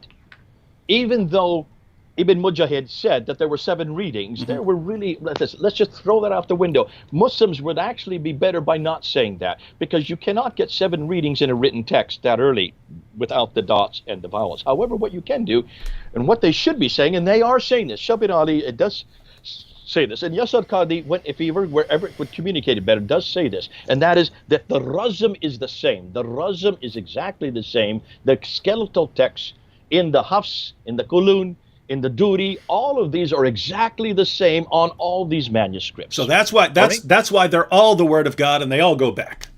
That's right. Okay. So the Qira'at, it really is nothing more than a set of disputes by different readers and different reciters in the 8th, 9th, and 10th century, late 8th, 9th, and 10th century. But the early 8th century and the 7th century is a completely different problem. And this is why I got so excited that Adnan Rashid finally got us back to the real problem. And this is a much more damaging problem, because the real problem is, what about these manuscripts who don't have dots? This is the Razm. And this is what they claim has never, ever changed. This is the unpreserved Quran here. This is the Quran that has never changed. And it's the Razm that you will see in every manuscript is exactly the same. Now, that's why Dr. Dan Brubaker, you know him, I know him, he did his doctoral thesis. He had heard this since, well, I've heard this for 40 years, this idea that the Razm is the same. The way that you dot it will change, and that's all we're talking about are the different dottings. But the Razm never changes, and that's what God preserves, is the Razm. And that's why Adnan Rashid said, if only Yasser Qadi had put out and showed him these 2 folios from the Birmingham manuscript, the Birmingham Quran, he called it. It's not a Quran. It's only 2 pages. It's only 33 verses. It's not even complete verses of chapter 18, 19, and 20. And it's all about things that have nothing to do with Islam. It's about the 7 sleepers of Ephesus. It's from James the Lesser. It's the story of Moses. These have nothing to do with Islam. These are all pre-Islamic. These are from 145 AD, from 545 AD. These are all from before Muhammad. These are all before the Quran, and they're all before Islam. Now, he said, if we'd only go back to those Razm, if we'd only come back to these original texts, we would find that there is no changes. They are all exactly the same. Well, Dan was curious about this, and so he was decided for his doctorate. He was going to go back to those Razm. He was going to go back to the original manuscript. He was going to go back to the Topkapi, which is there in Istanbul. He was going to go back to the Samarkand, which is in Tashkent. He was going to go back to the Huzayni, which is in Cairo, the one that Adnan Rashid wants us to go back to. He was going to go back to the Petropolitanus, which is in Paris, the Ma'il, which is there in the British Library, and also the Sana'a manuscript. Those are the 6 major manuscripts. I introduced these 6 major manuscripts to Shabir Ali in a debate we had in 2014, and Shabir Ali was not at all prepared to hear what we have found. Because see, 2 Muslim scholars between 2002 and 2007, in that 5-year period, they went back to all those manuscripts, those 6 major manuscripts. And they went and they studied them for 5 years. By 2007, this is Dr. Tahir Atukulic and this is Dr. Ekmeleddin Ihsanolou. The two of them studied them for 5 years, and they realized that what they had been claimed, every Muslim around the world believes that those 6 manuscripts go back to Uthman. They are called the Uthman's Mus'haf. They're called the Mus'haf of Uthman. And these two Muslim scholars says not one of them is from the time of Uthman. Not one of them is from 652, mid-7th century. They're not even copies of the ones from Uthman. In fact, the dates they gave to them were from the 8th and 9th century. The earliest one is the Sana'a manuscript, which was discovered in 1975 by accident there in the Sana'a dome of the Sana'a Mosque. When they were opened up a trapdoor, all these manuscripts fell to the ground. Amongst them were these fragments of what they know as the Sana'a manuscript. When they looked at them, there were no dots on them. There were no diacritical marks. They couldn't read them, and that's why they had to bring the German scholars down in 1981 to look at them. Dr. Gerd Prynne, Dr. von Bothmer, Dr. Oleg, the three of them were flown down to look at them. They took pictures of them, and they realized that they were looking at the oldest Quran in existence. But the date that has been given to that Quran is 705. That's the earliest date, 705. So this is not the 6th century. I'm sorry, this is not the 7th century. This is the 8th century.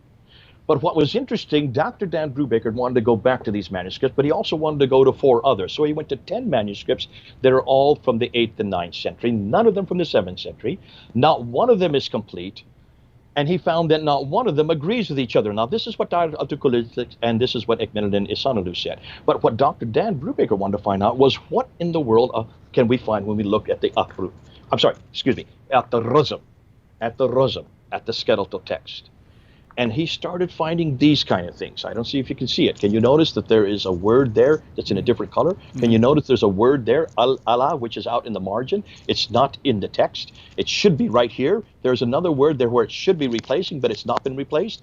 This is a human intentional change. Are you getting that? This is not accidental. This is an intentional change. You can see it's a different im, it's a different nib, it's a different ink. It's done much later than when the original manuscript. There's 1, 2, 3, 4 changes, intentional changes on just this one page. Now, what he noticed as he started looking at these, he came up with 800 of these by the time he did his doctoral thesis, finished his doctoral thesis in 2014. Let me just show you this one right here. Take a look. You can see 9 different squares. In every one of these squares, if you look at it carefully, you will see the name of Allah, the name of God, that has been added above the line. In every case, it's been added at a later date above the line.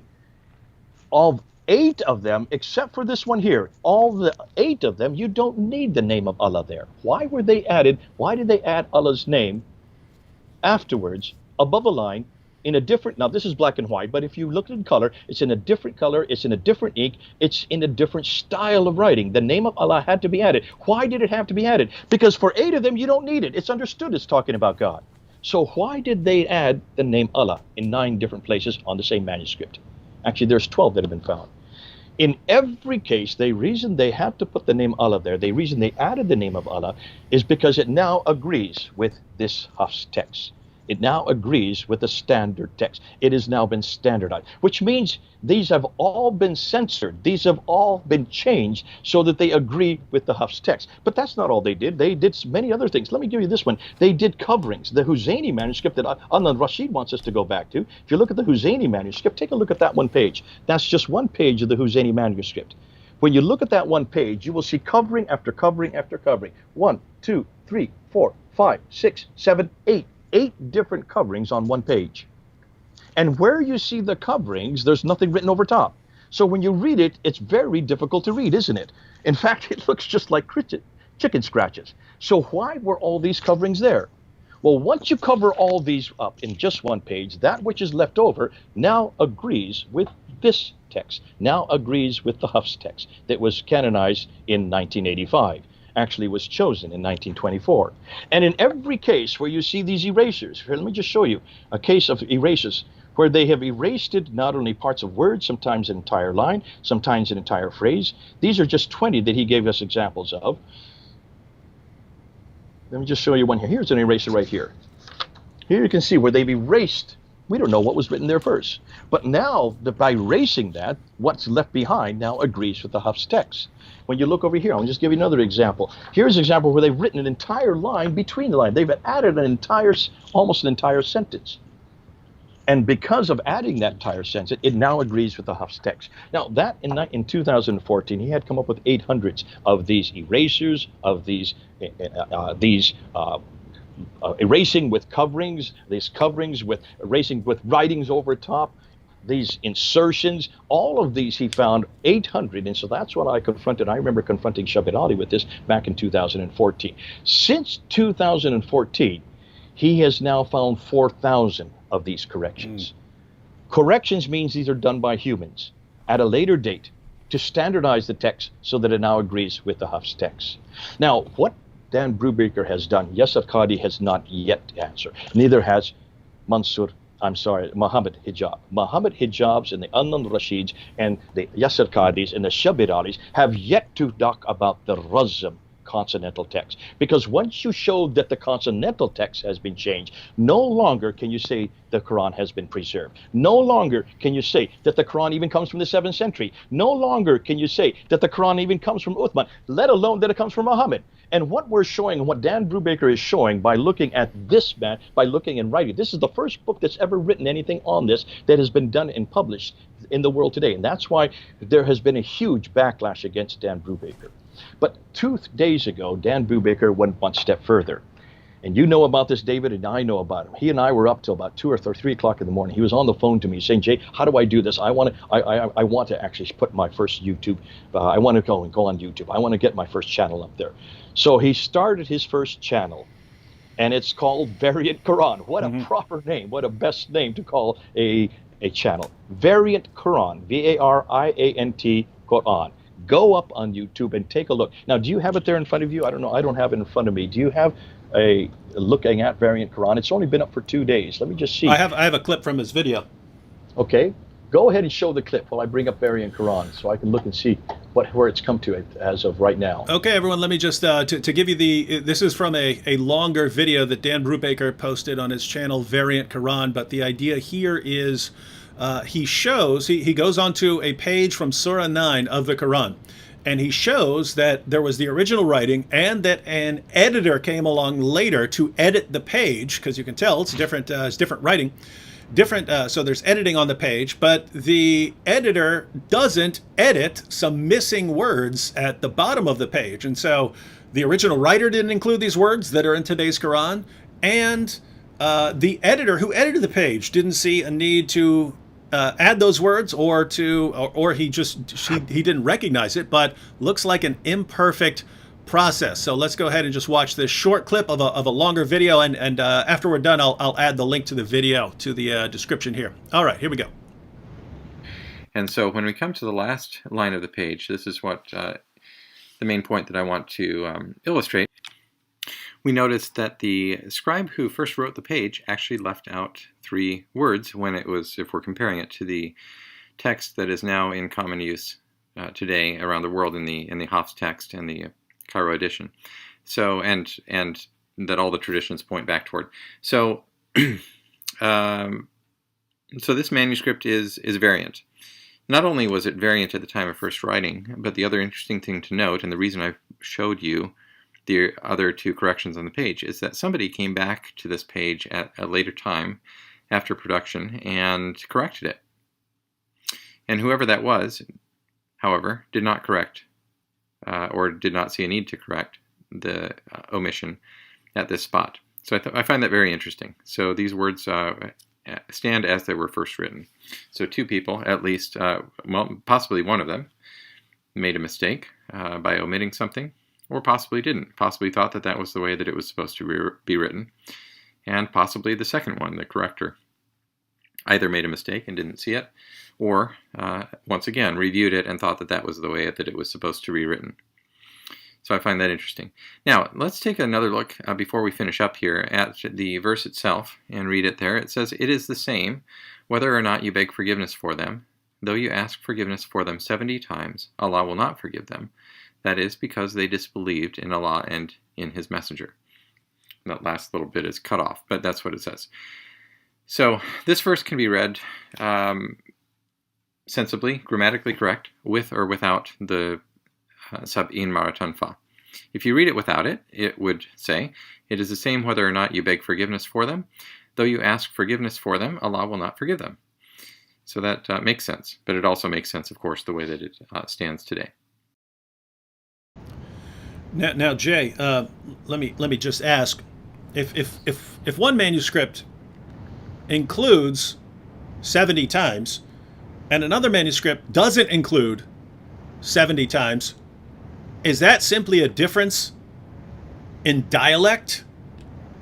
Or is that something that goes beyond? In other words, is there one dialect of Arabic where they would say 70 times by being completely silent, and then you go speak another Arabic dialect and they say 70 times by actually saying 70 times?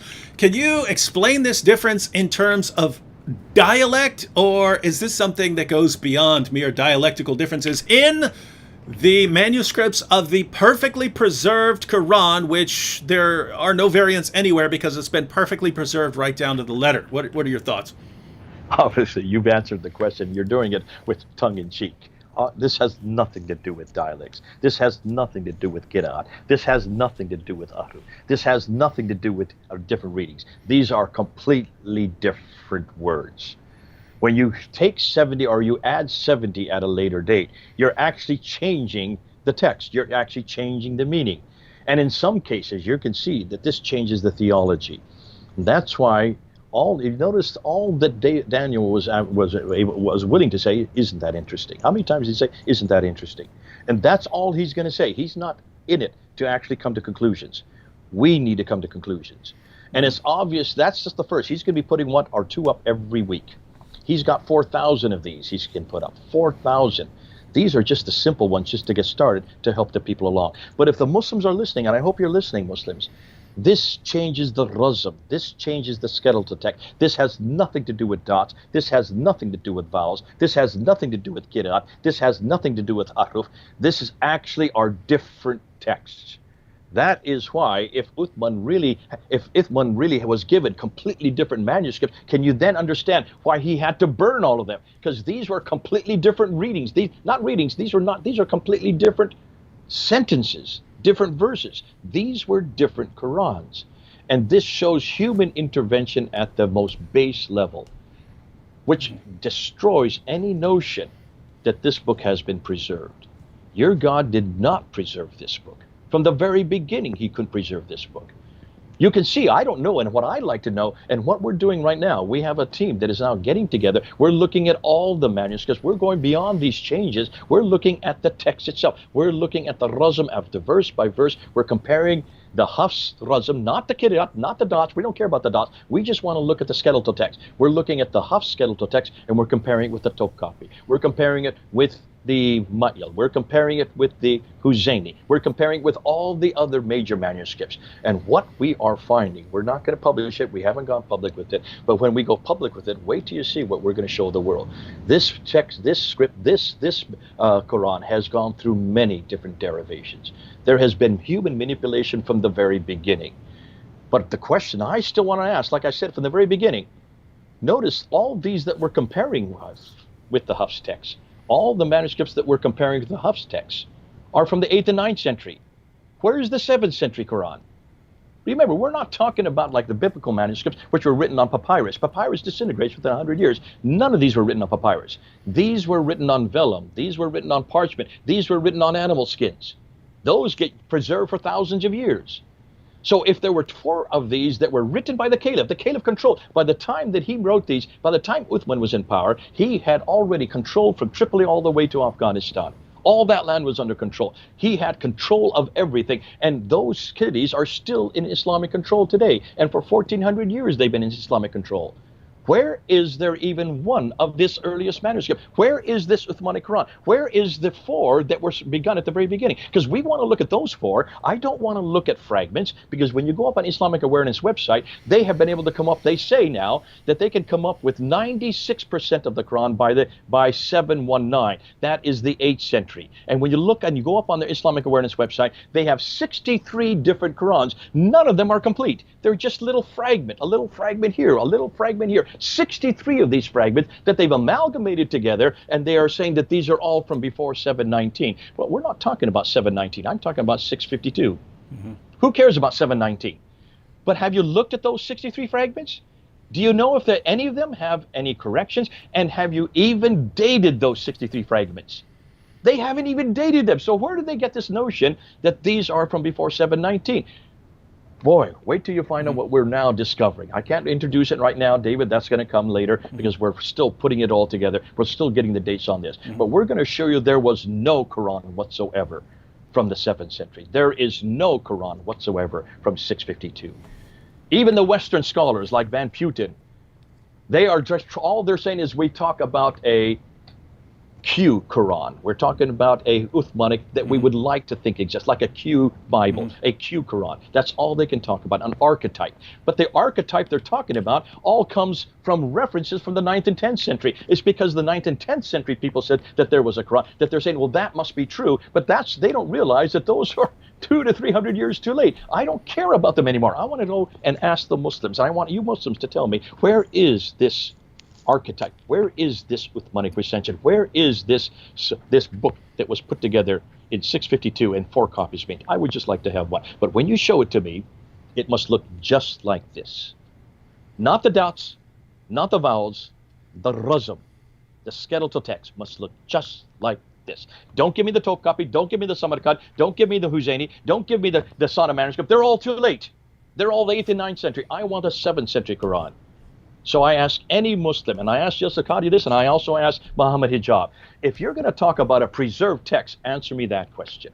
And that's the question I leave with you tonight, because that's going to cause a crisis of faith. And if any Muslims are listening to me, then for heaven's sakes, please would you stop talking about this preserved text until you can show me a complete text of the Quran, 114 surahs from the time of Uthman. We're not going to listen to you anymore, because you don't even know what we found about your Prophet Muhammad, or what we found about the first 4 caliphs, or what we found about Mecca.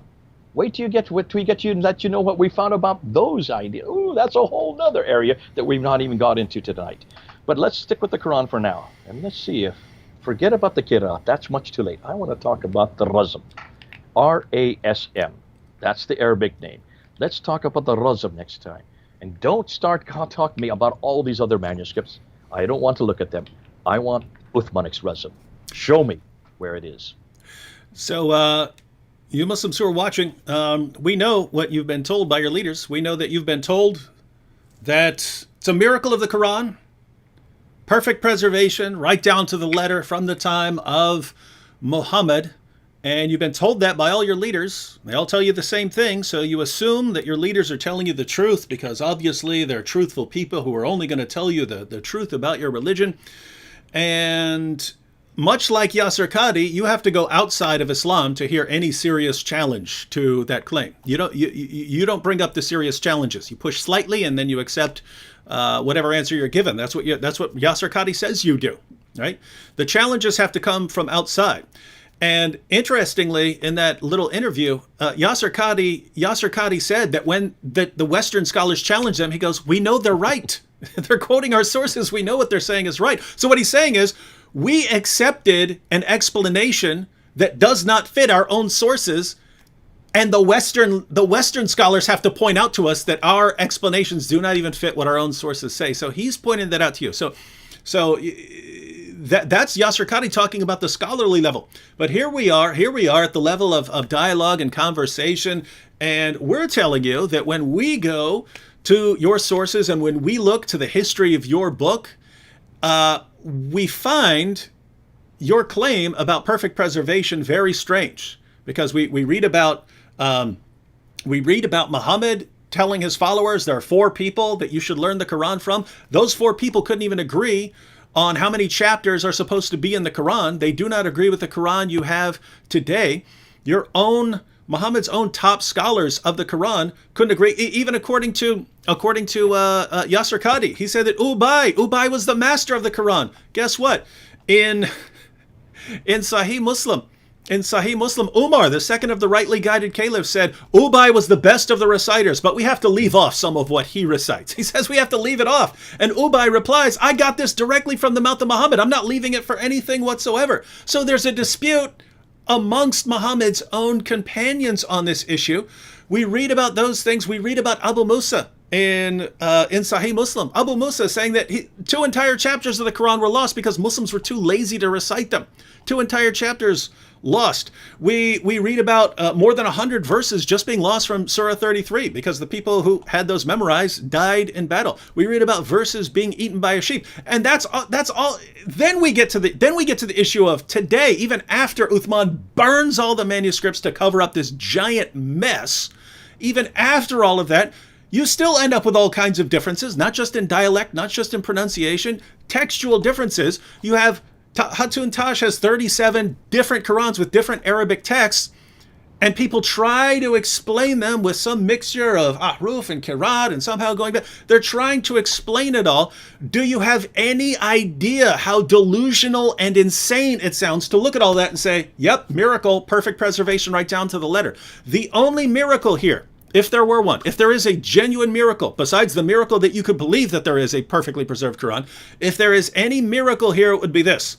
The Quran has all the characteristics of a book that has been changed repeatedly, that was copied and recopied by fallible human beings who made one giant mess. It has all the characteristics of a book that's been changed over and over and over again. If that's miraculous preservation, then the miracle would be, how can a book have all the features of a book that's been corrupted and not be corrupted? That's your miracle. What you're telling us is the Quran has all the features of a book that's been corrupted, and yet it's perfectly preserved. Well, that would be a miracle indeed. Final thoughts, Jay, and then we can close out. Yeah, I think it's fascinating. I'm thinking as a Christian listening to all this, and I'm so glad we have the Bible. My goodness, am I glad we have the Bible. The Bible has already passed every one of these tests, and the Bible doesn't make the claims. We don't make the claims we have about the Bible. Remember, as I said at the very beginning, the Muslims have to say that this book is eternal because the Quran says so in chapter 85, verse 22. The Muslims have to make the claim that this book was sent down to a man named Muhammad between 610 and 632 for 22 years. The Muslims have to make the claim that this book is complete at the time of Uthman and then sent out to 4 different cities. The Muslims have to make a claim that this book has never changed in 1400 years. So eternal, sent down, complete, unchanged. Those are the 4 things they all claim. And I've heard this since, my goodness, since the beginning when I started getting into this in the 1980s. Now, we would never make that claim about the Bible. We would never make those 4 claims. It is not eternal. It was not sent down. Complete, but we don't have the originals. Unchanged, we know where the changes are. We're admitted. We're transparent. We even warn the readers in the Bible. But see, this is not the only Word of God that we have. Yes, this is the Word of God. But there was another Word of God, the Word of God, the Logos, who took on human form in John chapter 1, who entered time and space and dwelt for 33 years amongst us, the Word of God. Now let's ask those 4 questions about Jesus Christ, because he is the Word of God, is he not? Is Jesus Christ eternal? Yes, he is. Was Jesus Christ sent down? Yes, he was. Is he complete? Absolutely. Is he unchanged? Never changes. So the very 4 things that Muslims have to find for their Quran, for their revelation, we find in Jesus Christ. Everything you Muslims are looking for, everything you Muslims need, we've got in Jesus Christ. Come on home. Come on home. We've got what you want, and his name is Jesus Christ. God bless you. It's been great being with you, David. It's been fun. This is the first time we've done this together. We've been on other platforms, face-to-face there in California and also in Ethiopia. But it's good to finally be with you at your channel. You've done a great job. It's been terrific to see how you've been really bastioning the church, and you've been really helping us out and defending us and taking Islam up for these many number of years. But God bless you, and also you Muslims.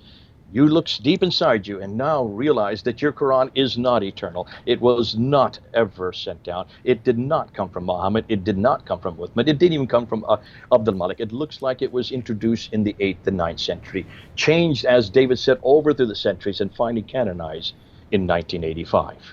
Well, that's not a book you can defend anymore. Come on back from this book back to this book. Come back to the bigger, the better book. It's bigger for a reason. That's why we keep it nice and big.